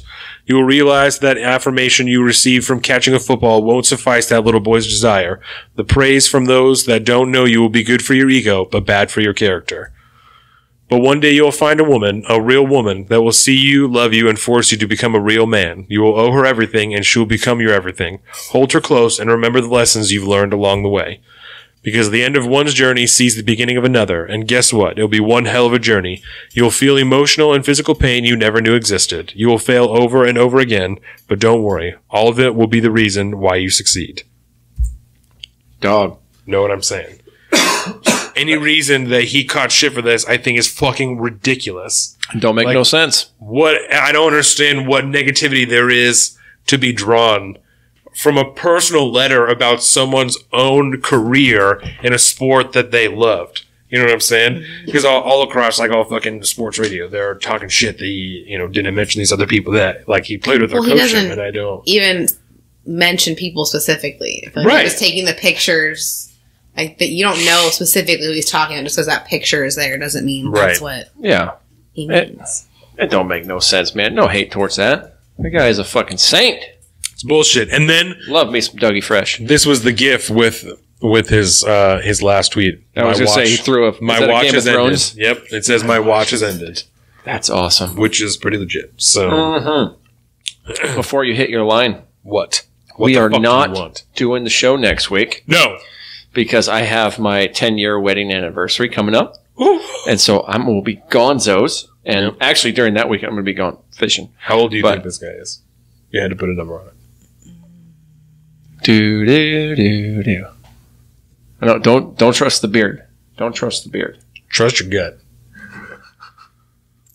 I don't know. I'm not good at guessing ages. I'm like always like super off. Well, Don, how old are you again? 24. 24. God damn. Young gun over here. I will be 32 in like... Not very long. Not very long. Like a couple weeks, right? Yeah. Well, July. Yeah. Yeah. 5 weeks, I guess 6 weeks. That's a couple weeks. Yeah. A few weeks. A few weeks-ish. A month and a half. I don't know. Same idea. Shit, there was one other thing. 31. Think about that. Does that sit right? Yeah, right. I would have said like 30. Yeah. There you go. There you go. It's the beard that does it. After 25, I could be called 50, and that would just make me happy. I'd be fine. You'd be cool with that? I'm an old soul. But I did want to tell you I wanted to ask you something real quick. Yes. Have you been listening to Shapiro? You have been listening to Shapiro for the last few weeks. I do. Right. Have you noticed that one of the ads in his podcast is about trains? Yes. Yeah, right? Yes. So this has been a thing for me, right? It's an ad. It's like a PSA ad. Like a traffic safety, like if you come across train tracks and the thing is down, don't try and drive across it. Yeah, that's what it's there for. Yeah, right. So I've been hearing it for weeks on several different podcasts, and I'm like, why is this even a question of concern? Like, why is anyone having to tell anyone to not drive over train tracks if the things are down? Like, I don't understand. So you know my thing about like mild cheddar cheese, right? Just these little annoyances that drive me insane. Yes. And train tracks are always one of these things. I see articles all the fucking time, and nowadays I'm pretty sure the algorithm is just showing me them because I'm interested in them. But there are so many fucking people every year that die because they're trying to fucking cross train tracks, or they're walking along train tracks and they get hit by a fucking train, right? Yeah. And so I started to hear these like fucking PSA things. I'm going, finally, somebody fucking gets it. Train tracks are for trains, people. Fucking... Don't be on there, like, walking down there and, like, got your headphones in and blah, blah. Next thing you know, boom, fucking dead by train. Them little things go down. I'm pretty sure it's even in the fucking driving exam. No. Although, federal government, if you feel like giving me money, you can do that. We will take it. Every time you go to a train crossing, like, I'm pretty sure, at least in Washington, that it's the law that you look both ways before you cross the fucking train tracks. If those little things start going down, don't gun it and try to go through. Apparently, this is still a fucking problem for people. Seems weird. Right? But for all the horror movies, if people's cars stuck on train tracks, we really got to talk about this still? Like, really? That seems weird. Yeah. When I first heard those things, I was really confused. And then I finally got it. I was like, they start sharing like statistics over like the recent years of people like getting killed for doing stupid shit. I'm like, finally, somebody gets it. Train tracks are for fucking trains. Period. Full stop. Stay the fuck off the train tracks. So just please don't do that. Yeah. Got it. So I'm asking you personally, don't get hit by a train by doing something stupid, people. I just wanted to end on that. We end every show with a line that I pull from a show that I don't name, because whoever... and fuck knows if it'll ever happen. Whoever guesses where all these lines are from gets a free t-shirt. All right? Okay. So for all 59 episodes, I have gone, watched this show, and I've pulled little lines from it that I think are really funny and kind of obscure, and I've just fucking tacked them on at the end. It's the same show? The same show. And no one's guessed it? We have fucking 4 listeners. So, no. But it's also at the very end of a 2.5 to 3 hour long show. So it's like, you gotta really have to listen to the entire thing if you're even gonna know that it's there. Yep. So just in the last couple weeks, I started to talk about it because I'm like, people may not even know that it exists. And I've been doing this for over a year now for nobody. all for nothing. So for Colin, I mean, essentially for his own enjoyment. Yeah. So, and we've, for 58 episodes. Fuck you. Fuck you. No, especially because you just said it right before. I think last week I repeated myself for the first time, like unintentionally. Like I just thought that I hadn't said this one already, so I just didn't take it off my phone. But you've gone well over a year, which I think is impressive. Yeah. How many seasons of this show are there? Can we even say that? 13. Okay, so that should clue people in. Yeah, but the thing about it is that, so I have to find lines that are not so obvious that the moment, Google them. Right, or the moment someone hears it, they're like, "Oh, that's from this show." Like, it's got to be something that, like, you're listening to this, and then later you watch that show and you happen to hear that line, and you're like, "Motherfucker!" Like, that's it. I got me a fucking Salt of the Streets T-shirt, bitch. so like that's as like minute as the chance of those things happening are. That's what I'm hoping for. So I think by the time people actually start to pull those, we might have to change shows.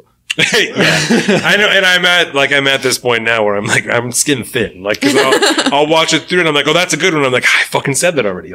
So I can't, so, but we'll see. I'll definitely make sure I note when I change shows so they're not still trying to, but it won't be like Rick and Morty would be too obvious. Yeah, because it's like, you got to pick a right show that the things they say are not so obscure that they stand out too much. It's a bitch. It's a whole deal. So. Yeah. You on my time, you got to pay to spray. That's my motto. That, and you cannot finish inside of me. I think they're both one and the same, aren't they?